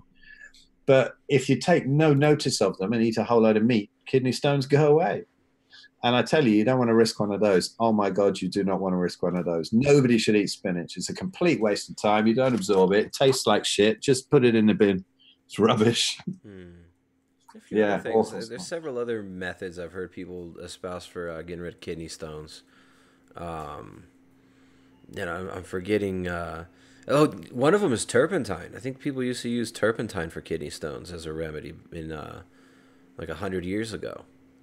Yeah, there's probably a load of things that'll shift it out the kidney. But the trouble is, if it's too big to get down the ureter, you're trash. It's already in your dick. Yeah. No, if it gets to your bladder, it's fine. You can piss it out. It's getting from the kidney to the bladder. That's the problem. Oh, wow. That's the pain. That is the pain. Oh my God. And there's nothing you can do about it. There's really nothing you can do about it. In the end, you just got to go into the guys. People say I don't like Western medicine. I love it. They've saved my sight with iritis. They've got that kidney stone out. That would have probably killed me if I'd have been some tribesman. But if I had been, I wouldn't have got it in the first place. I wouldn't have thought so.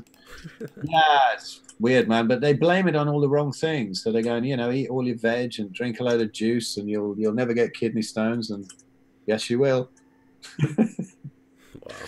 Wow. Yeah, and Dr. Greger's Daily Dozen, he ended up having to backtrack on spinach. Did you see that? Where he was like, well, if you have an oxalate issue, you may want to limit your spinach intake. Dr. Greger. Well, what the fuck is an oxalate issue? Rolling around on the floor with a kidney stone. It's a bit late by then, isn't it? Well, the thing with oxalate is it's so strange because when you start learning about oxalate, you come to the conclusion that it's either the most terrible thing you could ever put in your body, like one of the worst health hazards that you can eat, and it's like maybe one of the worst creeping hazards in most people's diet, or you kind of got to just brush it aside and say, it's probably not a big deal. But like when you actually consider the evidence, it seems it's very difficult to brush it aside and brush away oxalate as an issue for everybody, right? It's not just an issue for people who, maybe some of us don't have the Octobacter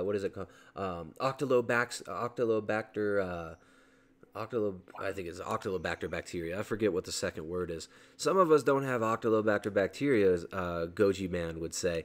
And if you don't have this bacteria, you can't digest the oxalate because your gut's not breaking it down. But you should have this gut bacteria. And if you just send me your pee-pee and your poo-poo, I'll show you how you can eat soy again after taking a round of, what does he say? He basically says he's going to give you natural antibiotics and it's such nonsense. Yeah, he's going to give you a prescription for oregano oil after you spend $800 on testing. He'll tell you to do that for 6 months, and then you go back to your vegan diet. It's so sad to me that these people are actually buying into it, because what they're going to find is, 6 months to 8 months from now, all these people are going to, their health's still going to be failing, and they're going to be going back to eating meat. It is. Well, this the whole thing where they're going round and round all these tests, and then the vegans pop up on your channel and go, the only reason that you feel good is because it's an elimination diet. Well, yeah, you've eliminated all the shit. And then they say, well, Goji Man could sort it out for you. And you're thinking, no, man, don't you understand that most of us know probably all that Goji Man knows and all these oregano oil protocols and this and that. And so people that watch this channel just laugh when they see Goji Man. They're like, seriously, you're selling Great Plains organic acid tests and you're going to fix everyone's gut? Yeah, where were you? This is Paleo 2012 shit. This is exactly. This is not cutting edge. This is shit that people in Paleo did 8 years ago. And you're not gonna fucking help anybody by giving them oregano oil, bro. This is not gonna fix the problem. Oh, it's so they get round and round and round. And the thing is, they've never tried it, have they? They've just never tried carnivory. If they did, they'd go, wow. But they won't do it. And so they have to the animals, because ethically, we don't know. Ethically. Yeah, there's ridiculous ways around. But I don't know. I think a load of them must be realizing now. There's something funny going on. I saw some interview with Greger a while ago. Some young guy was chatting to him, and he was obviously really in awe of Greger. And I get to chat. I saw that. He mentioned carnivore, and he gave some weird excuse. Why do you say it's bad? Scurvy? Yeah. No, it was just when they said to him, "Have you heard of Sean Baker?" And he said, "No." Yeah. I mean, come on. Yeah. No, I never. And then he mumbled something about scurvy. Yeah, but it was really weird. He was obviously lying there. He was obviously lying. Because you can't. I don't believe that Gregor hasn't heard of Sean Baker. Yeah. He's not paying attention whatsoever. I wish I had 2 kale leaves right now. Dr. Gregor! Madman face. Oh, man, those Dr. Gregor eyes were just so sultry. Yeah, it's really strange. Something about that guy. I don't know, and he doesn't sort of come out and chat much, and he doesn't respond to anybody on his social media. It doesn't seem to be. But you look at it, I mean, he's still pushing whole grains. Come on. I mean, even most vegans have figured out that that's shit. I don't know. What is left for vegans to eat, right? It's like when so you realize grains are fucked, right? You realize all the anti-nutrients in grains. Look, even if you're going full Weston A. Price style, which, we did this back in like 2012. We started, soaking and fermenting oats and stuff like that. Dude, they're still not that great of foods. Even if they're soaked and fermented, not that great. So you got those are out. Say you realize you've got an oxalate toxicity. Oxalates are out. That's a pretty big list of leafy green vegetables. Everybody's favorite spinach has kind of gone off the list. Then, what if you've also got a histamine and salicylate sensitivity issue?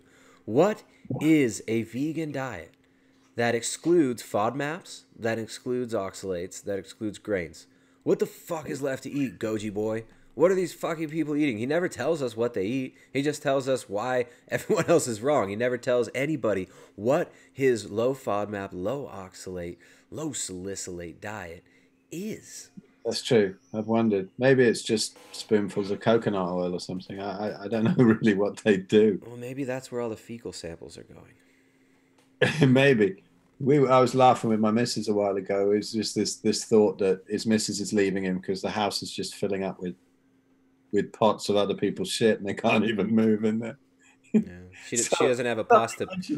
Was that you that mentioned that originally? I heard it off somebody else. Mrs. Goji doesn't have a pot to piss in because Mr. Goji is storing everyone else's shit in it.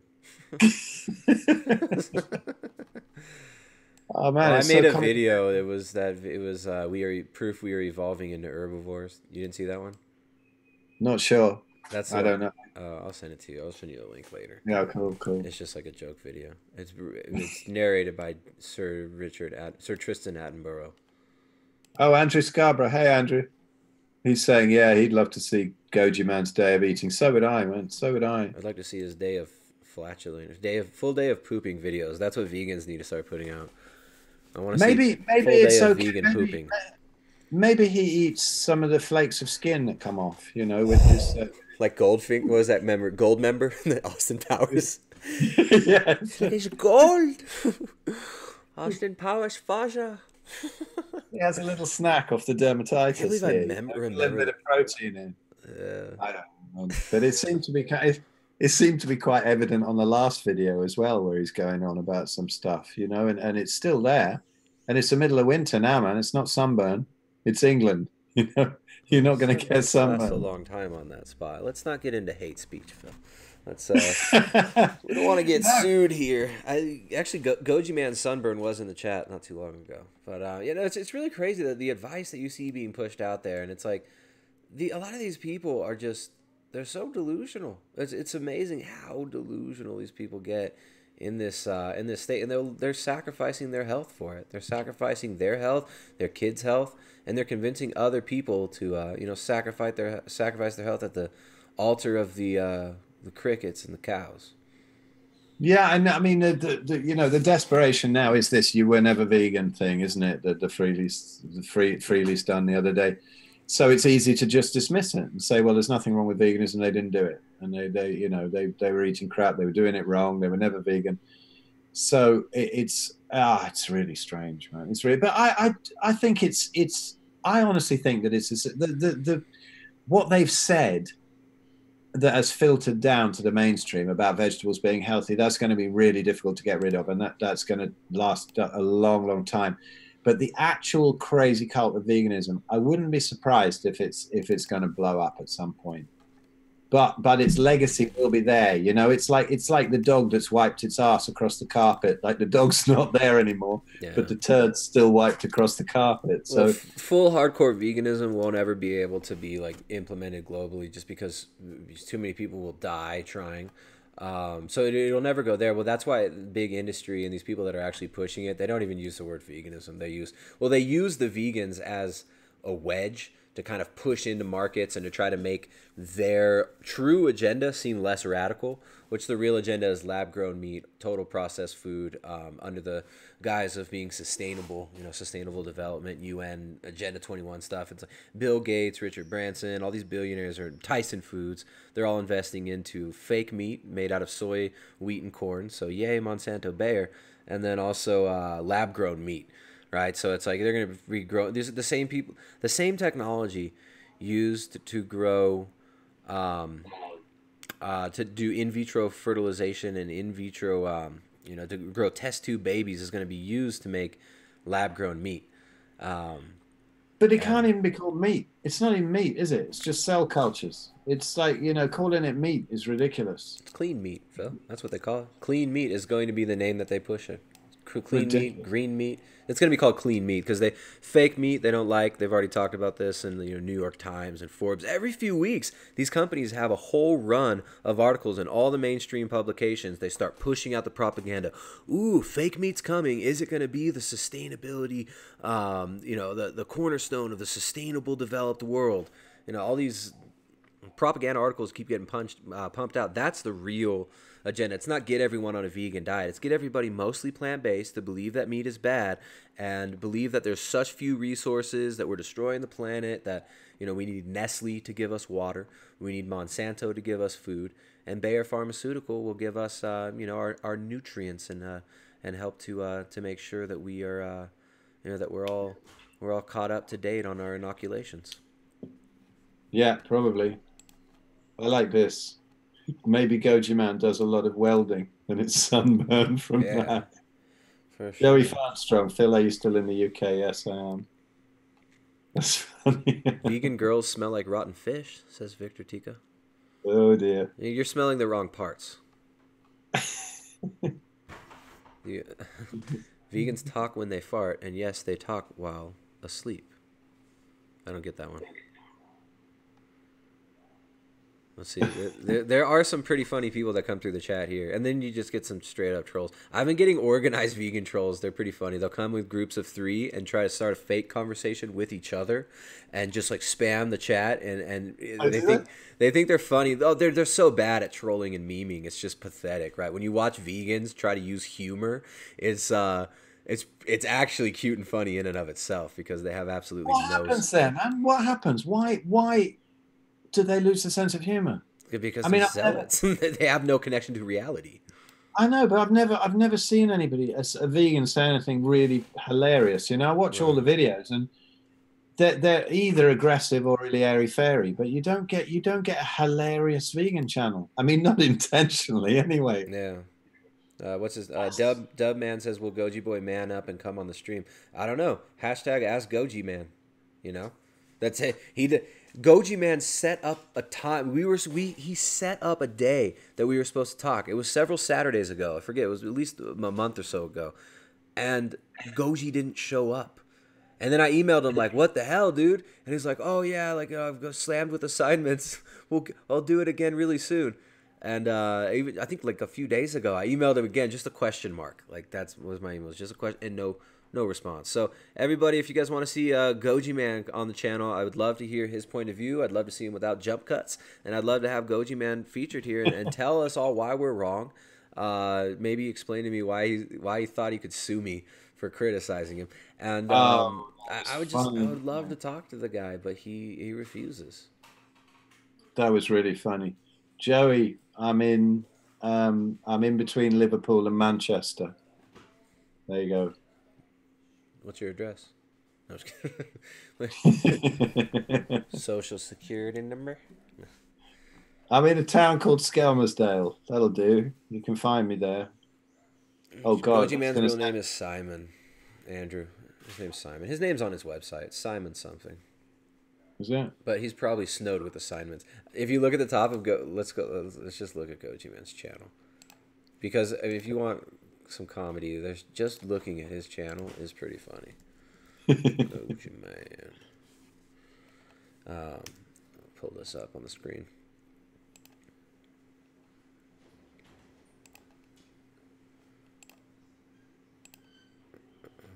Let's see. His assignments must be damn hard. Yes, Andrew, they must be. His assignments are so hard. None of them have to do with veganism, too. This is the sad thing about a lot of these people who are trying to talk about their credentials and, well, I've got a master's degree or I'm about to get my PhD. Guys like Kevin Bass and Goji Man. You guys pretend like we give a shit about your degrees. You think that we think these are legitimate, like you're some special enlightened person because you got a degree. I got a degree too, dude. That doesn't mean that everything I say is fucking right. Yeah. I didn't get my master's though, so I guess I can't. A standard sort of dietary degree plus veganism. Can you get a worse worldview on diet? Really? Can you? It's like... I don't think you can. I don't think it gets much worse than that. I mean, how much worse of a worldview can you have? Just as far as like metaphysics go, veganism. I mean, it's so contradictory. It's so suicidal, right? Just to believe that it's evil to eat other beings and that the way we're going to get out of this suffering is by stopping the suffering of all animals. It is so ridiculous. I mean, what are you gonna do to the lions? You gonna let them live? Or are you gonna genocide all these evil meat-eating lions too? No, you put up a fence, don't you? That's what they said, and so you keep the herbivores on one side and the carnivores on the other. Yeah, that was insane. Hey, so there's Guitar Matsi from Liverpool here too. Hello, mate. Giving any talks or doing meetups? Yes. Wait. Phil is doing a meetup. Phil, you suck at advertising your own shit, dude. Come here. No, yeah. Well, let me walk you through this, Phil. Put on your Tony Robbins shoes, and Phil's got a huge event coming up in March, right? Or is it April?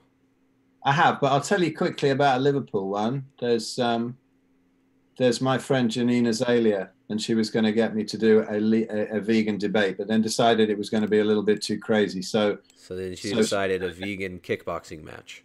Yeah, so it was some vegan thing, where I'll just go up and do just disassemble the whole thing and have an audience of vegans who are not allowed to attack me till the end, if they can possibly resist. But we'll see if that happens.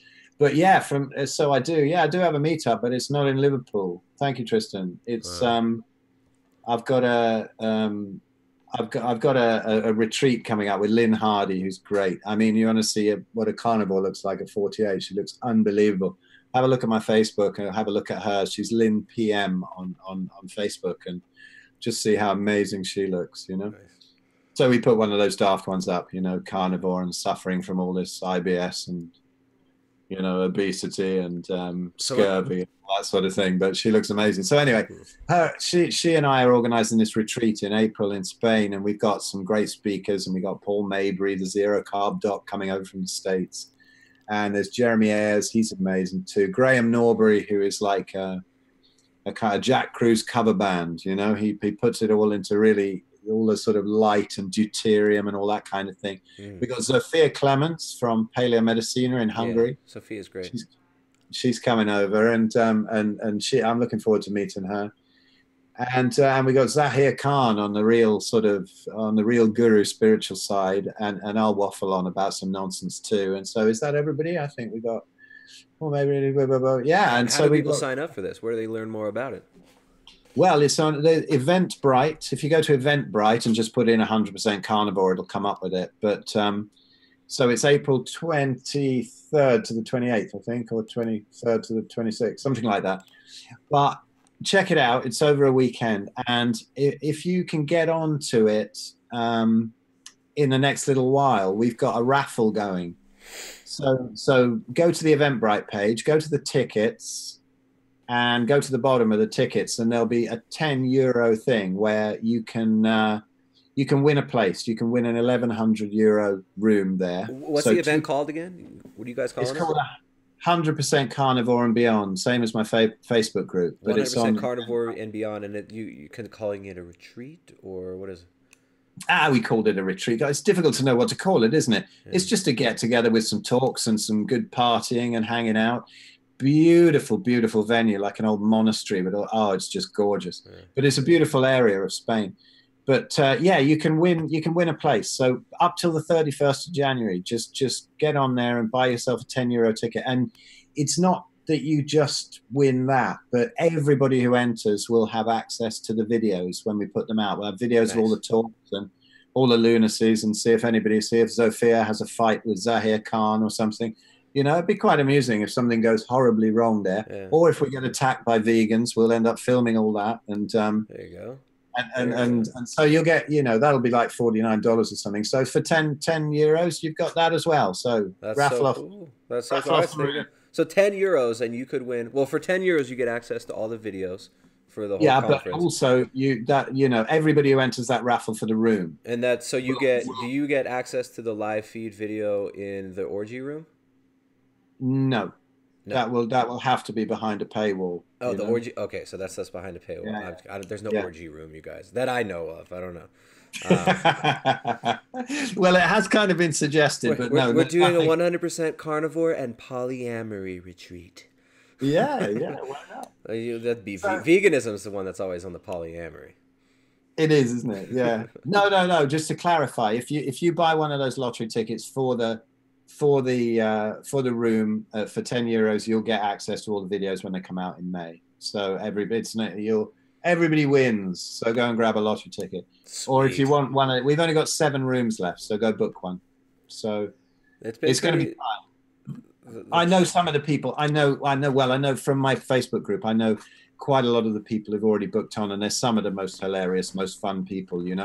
Some of the people who booked on the retreat are really, really knowledgeable, very cool people. It's going to be fun. Phil, I sign into Facebook like once a week, and when I do, Phil's usually tagged me in something in his Facebook group, and it's the only I'll look through people that tag me in dumb pictures and stuff, or sometimes I get spammed, all kinds of weird stuff.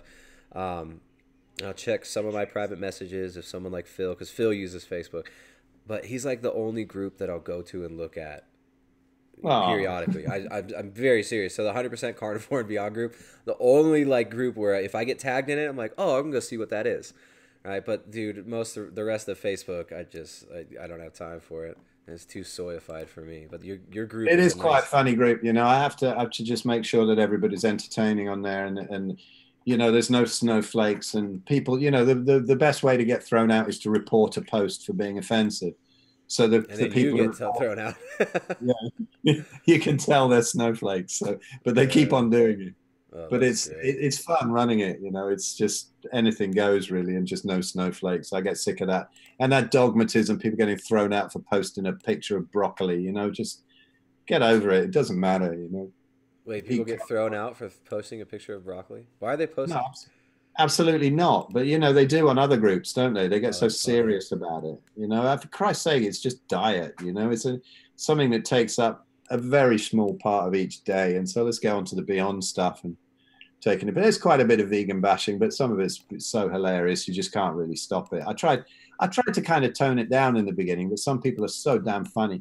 And it's getting so ridiculous now that I think it's kind of useful for people. It needs to happen. No, there needs the whole. This is the sad reality of it is that everything is politicized nowadays, and the whole cultural zeitgeist is all about making you afraid to speak out about anything. So it's like we need to speak out against all this nonsense. I mean, I'm glad more people are pissed off about the Gillette thing, but it's funny. Looking through these articles now, I've got some articles pulled up, just like some mainstream media ones. It's funny. You got Business Insider is trying to jump on the anti-Gillette. It's like mainstream media is trying to seem legitimate now through this whole Gillette thing. Forbes magazine says Gillette's controversial toxic masculinity ad and the opportunity it missed. So they're criticizing it for various reasons. Business Insider says it gave the company a crucial advantage over some of its biggest competitors. And the Washington Post says, how should conversations about toxic masculinity deal with the toxic women who also perpetuate it? So, I mean, the dialogue now, it's just we're being constantly bombarded with this weird rhetoric of, you know, guilt and shame about diet, about being men, about whatever it is. And people do need to stand up against this stuff. And you know, you're being culturally destroyed rather quickly right now through this global culture and the attack on our food, on our ability to feed ourselves healthily. This is going to go full steam ahead in the next few years. And 2019, you're going to see a massive push for veganism in the mainstream. And we need to be just as vocal against it, speaking out against this stuff and speaking about what human nutrition does look like, what true human nutrition looks like right now in the world that we live in, not in some fantasy world of the future, some fantasy world of the past. What can we eat right now to not be farting, shitting, grumpy, inflamed? You know, what can we eat to not end up looking like Freely the banana whore? What can we, you know, that's what we need to be talking about these things. So yeah, I'm glad there's some folks like Phil out there talking.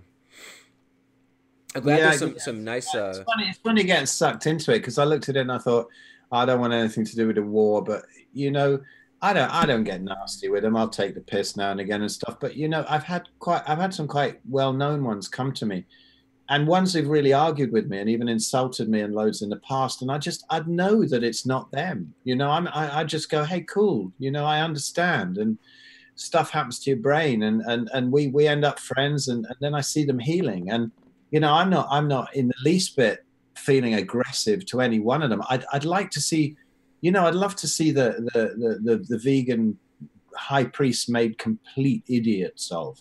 You know, I'd love to see Gregor shit himself on stage or something, you know, at a talk. I'd love to see something like that. You know, I don't want them to get, I don't want them to get real sick and die and all that. I want them to wake up and be able to sort of turn that message around, because you know, I get these death threats and stuff, and I don't feel any hostility towards them at all. It's just hostility towards the fucking dogma. It's so dangerous, man. It's so dangerous. Yeah. Hey, so I mean, it's and there's so much else attached to it than just this is what I want to eat. Right? There's so much more attached. Yeah, so much more. Joey Firestrong, what's your mum's house number? My mum died in May, Joey. My mum died in May. Son of a bitch, Joey. Can't believe that was so insensitive. Dude, Joey. I'm only messing, man. She did, but her house number doesn't exist anymore. Come on, Phil. This is outrage culture, man. You're supposed to shame him, and there's probably some toxic masculinity undertones to his statement as well. Do you think so? Oh yeah, definitely. Does he have a boy's name? She's actually sitting on my shelf still. We haven't even scattered her yet. We're gonna have to get around to it sometime, aren't we? Phil, you're not in Spain anymore. I was never in Spain. What? Just Goji Man sent us his website around the nightshade now. Yeah, Goji Man names himself after one of the most obnoxious fruits. God, that stuff hurt. I tell you, if anyone's got arthritis, you try eating a shitload of goji berries. Oh my God. I don't think I've ever had such joint pain. Because they're kind of moreish and you can't stop eating them. And so I was in that whole vegan kick, and then I'd be doing my juicing and whatever, and then I'd soak some goji berries and put them in there. And in the meantime, I'd eat a load of the dried ones. And I tell you, the next day I just couldn't walk. I can't tell you what it wasn't even walking on them. It was just sitting still. It was like somebody was burning them. You know, those things are fucking evil. They're a nightshade anyway, aren't they? Aren't they got some kind of nightshade component to them? They're a nightshade, but I mean, horrible, man. Dude, David Wolf says they're a superfood, man. No, they're not. David Wolf says they are, bro. What are you talking about? Super inflammatory. All right, okay. Well, hey, what credentials do you have? His name is David Avocado Wolf. Okay. Yeah, well, you know, he is an initiated shaman. He's been in several polyamorous relationships. Well, so have I. Come on, I grew up in the free festival culture in the 80s, kind of. You know, before the whole AIDS thing, it was chaos. Yeah. So I've got that, but I don't have a vegetable-based middle name. Or AIDS. No, or AIDS. I've got the best picture of Goji Man pulled up right now on the stream. I don't want to screen share with you because I gotta click too many times. It's this picture of Goji Man making a really beautiful, soyous smile And it's like beans versus steak. Beans versus steak. And why does he always wears shades in England in the winter, you know? Like he'll do a video outside or something, he's got shades on. Does he not understand anything about circadian biology? That's really interesting. Well, nobody in the vegan movement talks about the importance of light exposure, stuff like that. But you do get some of these like fruitarian people. They'll start getting into sun worship and shit like that. You know, staring at the sun like Sfarage and shit. But it's really narrow-minded, right? It's like you're not seeing much consideration. Hey, how about this, vegan YouTube? What you guys think about 5G? What do you vegan YouTubers think about microwave radiation? What do you guys think about millimeter wave, rather? Not even microwave anymore. Millimeter wave radiation being beamed all around the world. You guys think that's a good idea? That's not a threat to the animals? Not fighting for the animals by fighting against these rollouts of these technologies, are you? I mean, it's so narrow-minded. Amazing, isn't it? Absolutely amazing. What's up with the whole Wi-Fi 5G thing in the UK? I'm sure you're kind of semi-hip to what they're doing out there with it. What do you think is going to happen with this there? Oh, God, I don't know. I mean, they're rolling it out here and there, aren't they? I don't really know. Who knows where they are? They put a 4G mast up just about 70 yards off my back garden. And if we could possibly move, I would. But we can't right now. Mm-hmm. I just figure, okay, come on. We're doing everything else right. We can ride out a little bit of 4G. But I didn't like it being put up, you know. And it was funny, when it was being put up, I saw they were going to put it up, and they ignored all the objections of the residents who were kind of clued up, and they completely ignored them. They didn't even acknowledge them, let alone reply, and they put the damn thing up anyway. And so then they were actually putting the thing up, and I saw the guys putting it up, and I said, oh God, when's it going to be switched on? They went, oh, soon, it'll be okay soon.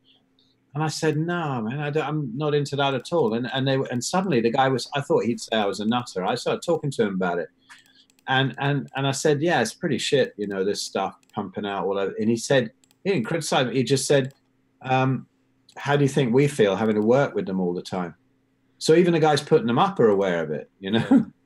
It's not a bunch of hippies thinking this woo-woo and tinfoil hat stuff. It's very real. Yeah, no, there are actually like real issues going on out in the world, folks. People do understand that there's actually real issues affecting human health that even go beyond diet, right? You know, the diet is a huge part. You know, eating poisoned food, eating a whole shitload of glyphosate every day, not the best thing. But what about microwave radiation? What about millimeter wave radiation? What about just straight up Wi-Fi? I mean, Wi-Fi in kids' schools. Do they have Wi-Fi in your kids' school, Phil? Yeah, they do. I don't like that much, but you know, Jesus, what can you do? Yeah, it's send your poop to Goji, man. Oh no, that's all the other problems. Those are all diet problems. We can't figure. Yeah. Well, that'll be too much meat that's ruined my kid's digestion, I guess. I should send him a really fucking good turd, you know? Somebody said the other day, just keep sending him dog shit. No, when you do the testing, I'm pretty sure that he sends you the test, or the company sends you the test. He just processes payment, you know? Oh, why can't we send it to him? I really had an idea that you actually sent it to him. You're supposed to like hand deliver it to him? Yeah, so you fiddle around with it. Like, what's her name? That woman, that mad woman who wrote You Are What You Eat, Gillian McKeith.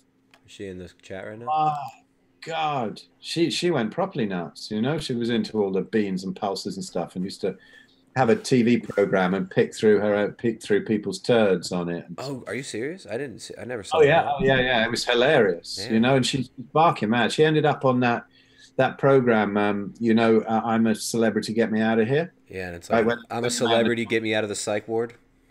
Yeah, this is where they send them out in the jungle in Australia, you know, and they have to, and you can really see their real characters come out. And she was insane, you know. Naked and Afraid. I watched a season. Yeah, of Naked that kind of thing. But yeah. I mean, she was so sickly looking. And she's really the one who's written this. You know, You Are What You Eat. Check it out. She's absolutely barking mad. I tell you, and really sickly. Uh-oh, we got flat earthers. Vegan testicles make me sleepy. That's a great comment, isn't it?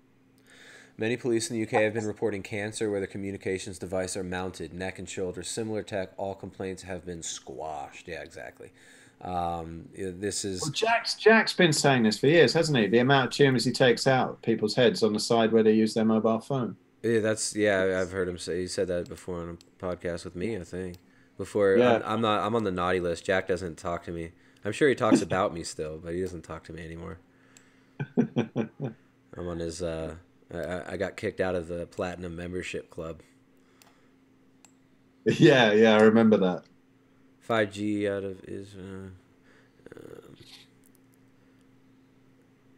Let's see. You know, he did a great food podcast actually recently. Did you hear that? It's worth listening to. That I can't listen to Jack anymore. I mean, if he talks to me, I'll listen to him, but I don't want to listen to Jack. Give me a moment on this one, because people who even were getting fed up with him. I posted this, and people were saying underneath, "Now I know why you like him." He was going on about being a complete dick on Facebook and on social media, and why he does it and stuff. But his view on, he actually did a podcast on diet, and it's with an Irish guy called Robbie Bork, and it's pretty entertaining actually. If anyone ever listens to another one, I'll listen to that one. I haven't listened to Jack since he banned me on all social media for asking him why when his biohack was going to be done, his losing weight biohack, which just never seemed to happen. Yeah, you know, it's a fair point, I guess. It is a fair point. I just got sick of the all right, look, dude, Jack Cruz, you're gonna rip on Jimmy Moore for being fat. You're just as fucking fat. You're making fun of Jimmy Moore. You're saying his diet doesn't work because he's fat. Obviously, we all notice that. But dude, how can you say that light's all that matters? You're an example of your own lifestyle. I mean, you blame it on. He blames it on his job. He blames it on this, on that. But I don't know, man. I got sick of it. So. Jack, we can reconcile. You can come back on. You tell me why I'm wrong. I'll tell you why. Come on, we can discuss it. You can come back on, Jack. It's been a while. I'd love to see you two chat again. I got no personal problem with it. I was kind of upset when he banned me, but I was pushing his buttons. I wasn't being easy on him. Yeah. He's quick with the ban button, isn't he? If it threatens the platinum membership, it's. I get messages all the time on the group, people saying, why don't you throw Jack out because he's so rude?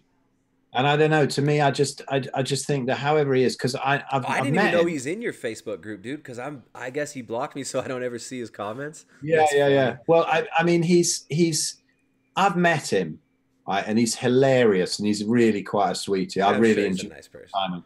He was really fun. He's an entertaining guy. Yeah, and he definitely really cares. I just think he has to fly. He flies around social media so much and comments so much everywhere. He misjudges people kind of quickly. That's what I'd say about him. And so he sort of blocks people that perhaps don't need to be blocked, thinking that they're against him when they're not. They're just asking questions that to him are pretty damn stupid, because he doesn't like when people ask questions that he can't answer. That's when he gets mad at a lot of these questions. Yeah, maybe. But to me, I just think he always comes up with such outrageous stuff, such interesting stuff that I'm just never going to get blocked. There are some things that he. I want to keep an eye on what he does. I think. But I just loved hanging out with him. I think he's a sweet guy. Really that's cool. You actually know him. I don't actually know him. I just knew him from the internet and talking to him on podcasts a few times. No, he is lovely. I spent a really, really hilarious evening with him. He's a funny guy, and he's very entertaining. Yeah. I just think he probably drinks a bit too much wine, maybe, But then so do I in periods. I'm not at the moment, but I have done at times. And my abs have not been visible, and they're just about becoming visible again now I've knocked the wine down. So that's probably got something, because you see, I was never 350 pound like Jack, but if I sort of muck things up, then my joints start hurting again. It's not so visible to other people, so it's interesting, if we cock up. I don't think anybody does it massively strictly, do they? All the time we all make some mistakes here and there.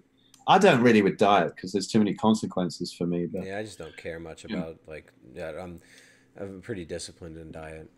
I don't crave things other than things that I eat. You know what I'm saying? Like I don't crave cake. I don't crave junk food. If I'm gonna eat carbs, I'm gonna have honey, right? And I'm not gonna feel bad about it. I'm just gonna. I'll tell you, there's one thing I really do crave, and it doesn't really do me that much good, but it's fine for the kids. Seem to be fine with it. Is Greek yogurt, really good Greek yogurt mixed up with honey. Oh Dude, my God! What's wrong with that? That's great. Hey, if you got to it's- gain some weight, if you're doing carnivore and you want to gain some weight, add honey and cream, right? Oh That's God, good. yeah. Oh, I did for honey, cream, and berries. I was having massive bowls of them Uh-huh. from sort of up till about 3 years ago, and I put on a shitload more weight. Yeah, you Yeah, I can add did. weight there. Oh, absolutely. Cream But no, and the honey are kids so eat it. palatable. It's not ideal for me. But if I take a bowl of it through to them in the living room or something, if they want one, and I'll mix it up and then give it to them, I'm sorely tempted to have some. And every now and again, I'll have a little spoonful or something. But no, I don't think there's anything wrong with it at all. But when you're that autoimmune that I've been, there's just you lose however much broken you are. I think you lose more privileges. So some people go, oh, well, there's nothing wrong with vegetables. No, that would never hurt anybody. No, it never hurt them all their life. But when you get really fucked, then carnivore's really it. It's just the best you feel, and you can't go far back down the line. And it sort of starts at butter, and then it goes through egg yolks, and then it goes through cream and Greek yogurt and that kind of thing, and then it starts getting a little bit dodgy. But I'm just too much of an addict. If I have too much Greek yogurt and honey, I'll just end up just eating it all day long, every day. I'm an all or nothing guy. I'm extremes. So. It's good for the kids. Oh yeah, absolutely fine. Yeah, It's great for the absolutely. kids. My kids love it. My kids eat honey every single day. Well, not every day, but they would eat it every single day. We're gonna have some bees up at the property soon. We're about to start beekeeping and have our own honey. We should get Cool. Yeah, get probably with our setup that we're planning on doing, we'll probably end up getting 120 pounds of honey next year. Wow. Yeah, you can kind of come help me eat it. Yeah, well, that would last my kids about a week, I guess. if they were left in a room with it, probably. Yeah, I think. Where do you think this whole carnivore thing's going, man? What do you think? What do you think's next? It's like, I mean, the keto thing got really, really big for a while, right? And then that led so many people to carnivore. It seems like there's really nowhere to go from there. It's like all the diets have been tried now. Like, what else? What other diet could become popular on the internet? I don't even mean as like efficacy and for the benefits, but I just mean like as far as attention goes, it seems like everything has been done now. I don't know. I think it does feel like the end of the line, doesn't it? Yeah. I can't see where you'd go apart from breatharianism or breatharianism or however you pronounce it. Yeah, you ever met some of those fools? Yeah, well, I guess most of them don't last long. I guess it is possible, but not for more than sort of 2 or 3 people on the planet, probably. Yeah. I think most the of the people town I try. live in, we got a lot of vegans, so then we get these breatharian people that come through every once in a while. Right? So there's a lot of people into like new age stuff and a lot of a lot of hippie types, and they'll do their breatharian initiation and stuff like that. Some people did their breatharian initiation a few months ago. The guy who's actually teaching the breatharian thing here, his knee he's vegan, and his knee's gotten so worn out. He's got like no soft tissue left in it, and both of his legs are just totally swollen. Wow. Yeah. Someone told me he's back on collagen now, so maybe he's not full vegan anymore. But yeah, it definitely wasn't really working out for some of those folks. Like being taught breatharianism by a vegan in a wheelchair who refuses to use the wheelchair, right? Oh, it's comical, isn't it? Really, fuck. Sad. That's pretty sad. But I don't know. I think this carnivore thing is just so healthy. I think for the whole dietary world, it just challenges everything. It's fantastic. You should not be able. I shouldn't still be alive, should I? 3 years into it, I should have been gone from scurvy ages ago. Mm-hmm. It's and it's just I just don't see a downside to it. I really don't. It's simple. It's so good. So I just see it blowing up everything. it seems like a great big crazy fad diet. I mean, they did because of this retreat we're doing, they did a newspaper article, you know, and I talked to this girl who wanted to do the publicity for it and put it in the Olive Press, Spain, you know, sort of expat type newspaper, I think, out there. And I spoke to her for over an hour, and I was really chilled and really reasonable and explained it to her. And then she makes me sound like an absolute complete nutter that says that if you have one spinach smoothie, you're going to drop dead, and they're incredibly poisonous and all that sort of thing, all vegetables. And it's just, I sound really manic and really dogmatic. And so I suppose we've got to go through that stage where we just look like complete lunatics, where they forget that so many cultures have done it. But it's that's okay, you know. It's kind of funny. You know, I've been in bands for long enough to realize that you get horrendously misquoted in the press and stuff. Yeah. So, you know, what the hell? All publicity is good publicity. Maybe somebody will turn up just to see how insane I am. You know. Yeah, crazy mean man. That's a bald funny. Man bad. What about what are some of the most, like, some of the craziest reversals of you know, chronic illness and stuff that you've seen with carnivore? What are some of the most ridiculous things you've seen, you know, both in your forum, and I know you work with clients as well. So what are the craziest things you've seen with the carnivore diet so far? Oh man, I mean, I suppose visually the most amazing thing was my mum's breast cancer reversal. You know, that was amazing to see. Because it's, you know, there's a video you can look up. If you put my name into YouTube with breast cancer, you can see the pic. And it was from a talk where I'm actually talking to some docs and medical professionals there, who I tell you are a hell of a lot more open-minded than vegans. You know, they'll listen to this stuff. And it was funny, the other day I did it. I went to see, when I was telling you earlier on, I kind of burst the synovium ripped in my knee because I was starting to train it again, because it's kind of been kind of weakened over the years for when it was inflamed. And I thought, right, time to start training. So anyway, I went to the doctor to get referred. I wanted to get an ultrasound or something, see what's ripped in the back. And he was just going on, they don't listen at all. They don't listen. And I thought, right, listen, I'm trying to tell you what's wrong with me, right? I know what's happened. I understand about the structure of the knee. You don't understand what's gone on. And you're trying to sort of just tell me this and tell me that. And I just listen. They don't listen. So in the middle of him talking, I just thought, right. And I whipped out that picture on my phone and showed it. I said, you know, my mum died in May. He said, oh, yes, I'm so sorry. And then he carried on. I said, we reversed her breast cancer, you know. And I just kind of put it up in his face, his GP's. And his jaw just dropped. I said, have you ever seen anything like that before happen? He went, no. He said, how did you do that? And that it actually really showed. And this guy, you know, he kind of, I think he sort of graduated med school in 1972, you know, and he's not done any further research. Right. He's a lovely guy, I have to say. He's a really sweet guy, but my God, you know, his doctoring skills, they're pretty scary.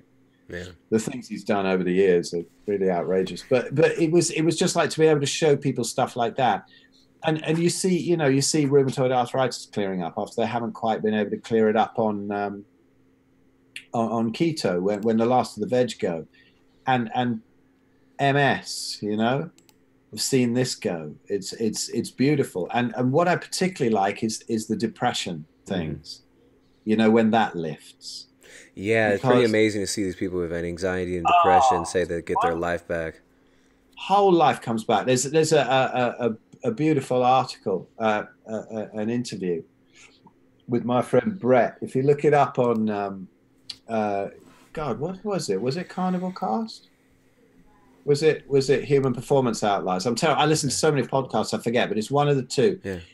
And he's done a lovely one recently, you know, with his with his depression, and it's really, really heartfelt. I posted it on Facebook and tweeted it as well, if you can find it on there.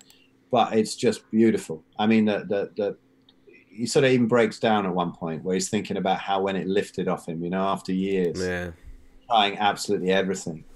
It's so beautiful when you see that. It's so funny, isn't it? When you get attacked by vegans, they're saying you're killing people. You're killing your carnivore life.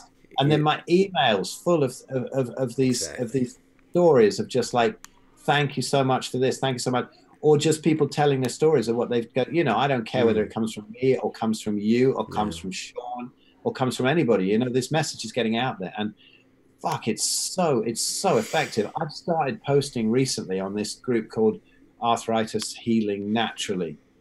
I couldn't resist it. There's 14,000 on there, and they're all still on meds, you know, and they're all suffering. And well, I wouldn't say all, but I mean a big proportion of them posting on there. And I think this is a Healing Naturally group. Everything in their photo, in their cover photo, is something that's going to be inflammatory for arthritis. They got all the greens and strawberries, and they've got all the, you know, all that kind of thing in their cover picture. And everything's plant-based, and I sort of get into a bit of trouble for saying this about carnivory. They don't like it. I mean, I put something up, and I get actually an angry face underneath. I'm going, you know, today somebody actually clicked the angry emoticon, whatever. Why would you do that? Why don't you just see that? So I just said, hey, don't be angry. Just have a look at this. So linked to the Meat Heals, I just said, look at some of the testimonials here. It's funny. People get so attached to their disease, and they get so brainwashed by the docs that it is incurable. And then the most insane thing to do would be to go fully carnivore, because that's the one worst food there is out there. Yeah, meat, saturated fat, animal protein, cholesterol, all these things that we've been, the WHO, oh my goodness, Bill Gates, oh, Richard Branson, oh, Neil deGrasse Tyson, like, come on. Katy Perry said, you know, it's so dumbed down. It's like people have no idea what they're freaking talking about out there. Listen, have you heard this guy? Is it David Klurfeld? No. The guy who was on the WHO committee saying what bollocks it was, and how it was all driven by the vegans and vegetarians on the committee, and it wasn't even unanimous. He won't be on it next year. He'll be off the committee. I know, yeah. Well, you know, there's some things he says he's not allowed to talk about, but he's been on the podcast now, you know, talking about this. Can you put me in touch with him? Cool. Do you know how to get in touch with him? I'd like to actually talk to him. No, I don't. I think who was it spoke to him? God, again, I've forgotten. Whose podcast, because I listen to one after the other, you know, I'll kind of listen to Pete. If you go through, if you could try and find that one for me, pass it on my way. I'm trying to get a hold of this person. I will do, but it's well worth listening to, because it's straight out the horse's mouth. And he's actually on there saying, I recommend red meat and I eat loads of it. And there was never any evidence to show that it caused cancer. Yeah. And he's a guy who was on the committee. And that's beautiful when stuff like that comes through, you know. Yeah. Yeah, no, it's pretty insane, the amount of propaganda and just how easily refuted it is, yet how much money, energy, time gets put into pumping this stuff out, right? So it's, you know, we got to be vocal out there. You know, I'm glad there's people like, we got Phil Escott here. If you guys haven't subscribed to Phil Escott's YouTube channel, make sure to subscribe. You can check him out. What is it, Pure Activity? Well, my website's Pure Activity. The YouTube channel is just my name, Phil Escott on YouTube, and then his website, pureactivity.com. You're on Twitter too, right? Yeah, just Phil Escott. I don't do too much on there. Just every time you post anything on there, there's the proper vegan horde descends. You know, and it's like a savagery on there. I can't be arsed with it anymore. Really. Yeah. Well, yeah, I mean, it's important to talk about these issues. It's important to talk about, you know, the issues with these really nutrient deficient diets. And it's, again, we're not here attacking vegans. We're attacking your isms. We're attacking the freaking nonsense bullshit that you guys believe. Not you personally.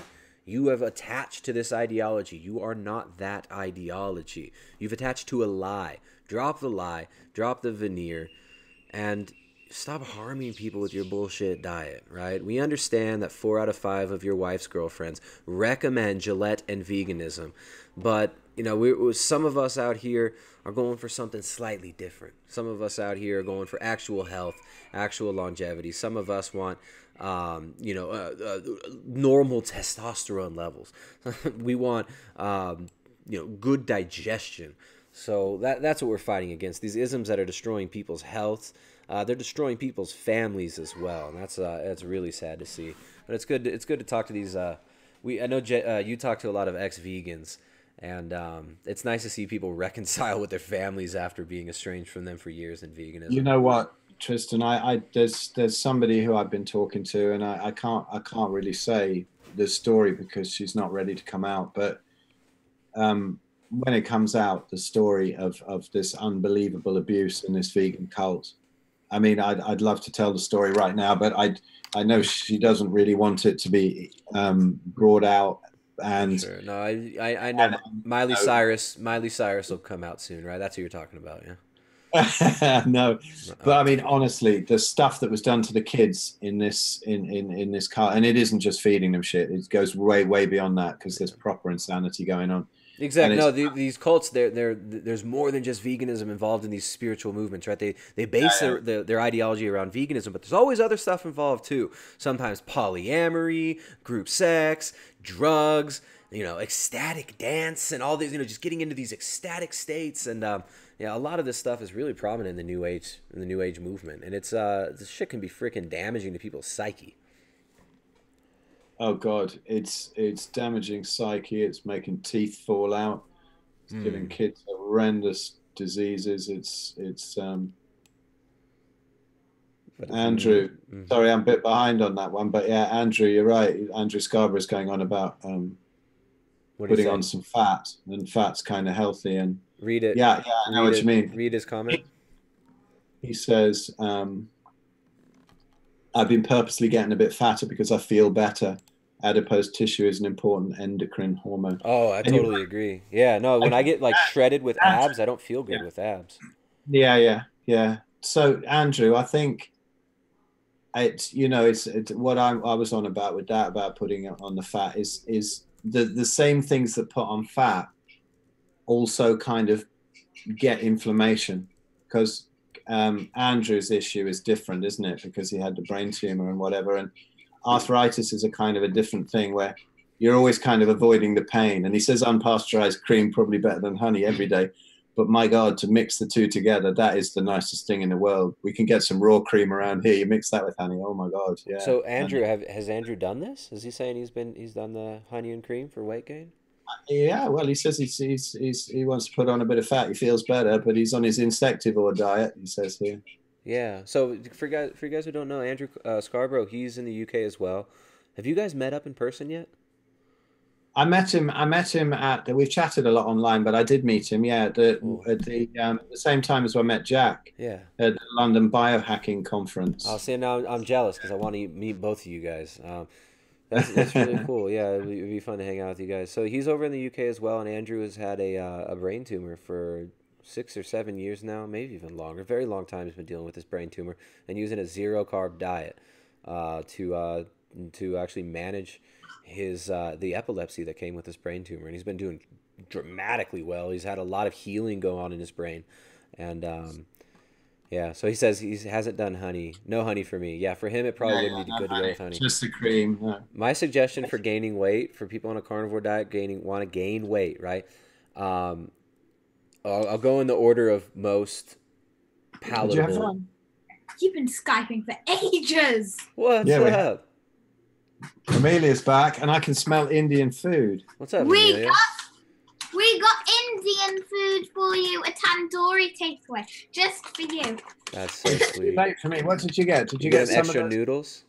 Lamb turds. We got him a pizza. Nice. You know those shish kebabs, those lamb. Oh, really nice. Anyway, Daddy. You take that in there. Daddy, do you smell trouble in this party bag? Oh, she's come back with a party bag.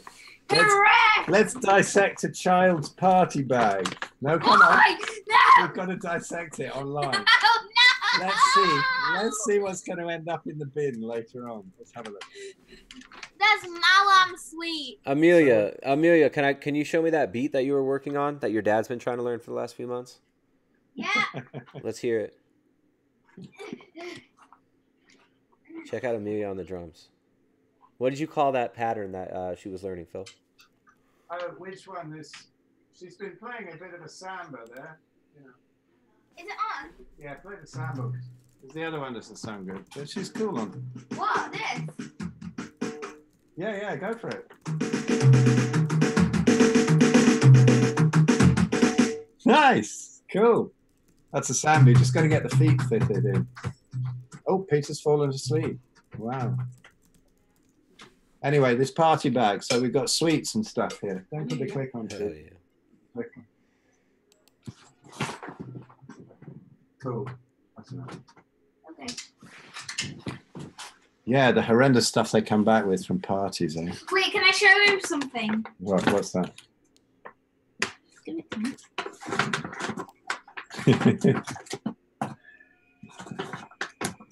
Do you get parties out there, and do the kids get given sweets at school and stuff like that, Tristan? Yeah, like my daughter's football or soccer practice the other day.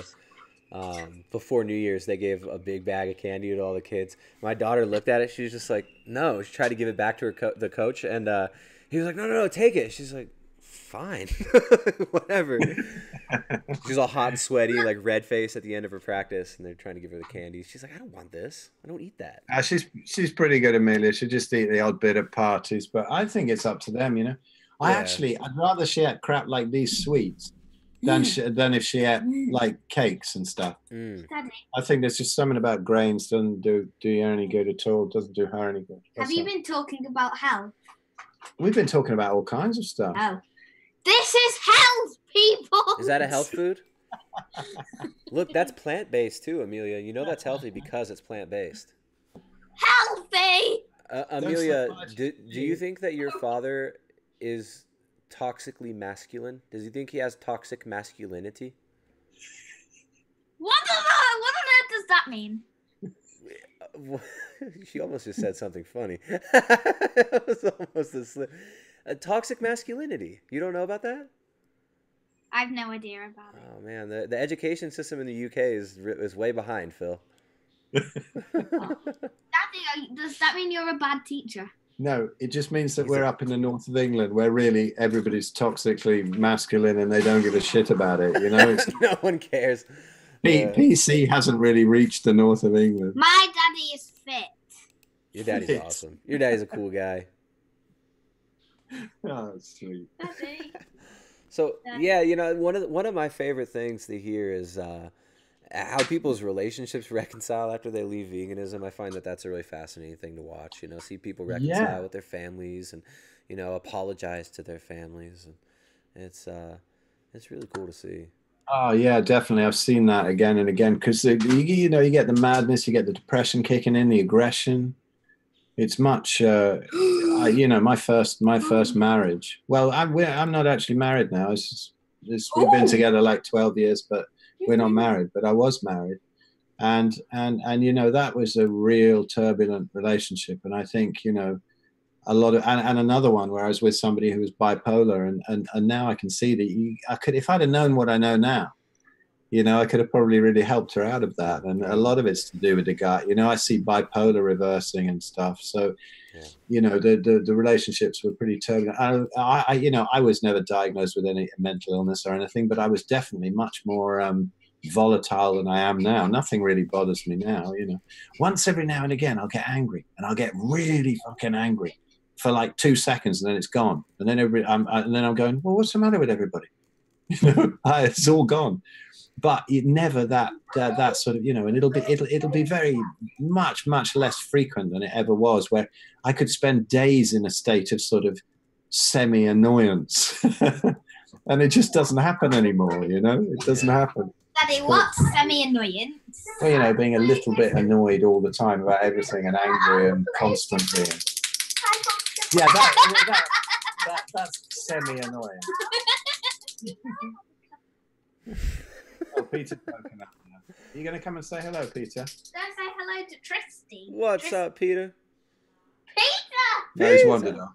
He's that age where he doesn't give a shit. He doesn't come and say hello to be polite. He'll do it if he wants and not if he doesn't. Yeah, that's good. That's good. All right, well, we're going to wrap it up, guys. You can find more of Phil Escott on YouTube. I'm going to put a couple links, put a link to his website, put a link down below to his YouTube channel. Make sure to sub to Phil. Peter, what's up, boy? Hi. You were asleep a minute ago. Can I please these candles? Okay, listen, you can blow one out. Hold on.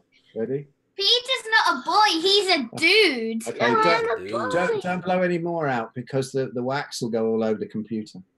I know what to do. Pour some of the wax in each of the candles and get that candle, put it on another candle. No, don't. I've only just got this new MacBook. You don't want to be gumming up the thing already. Filling the keyboard up with wax. All right, everybody, make sure to subscribe to Phil Escott. We're wrapping it up over here, guys. We got Phil hanging out with his beautiful family. Get off the soy slop. Quit shaving your man bun with a Gillette razor, and eat meat and make families, folks. Take back your culture. Peace. Cool, cool. And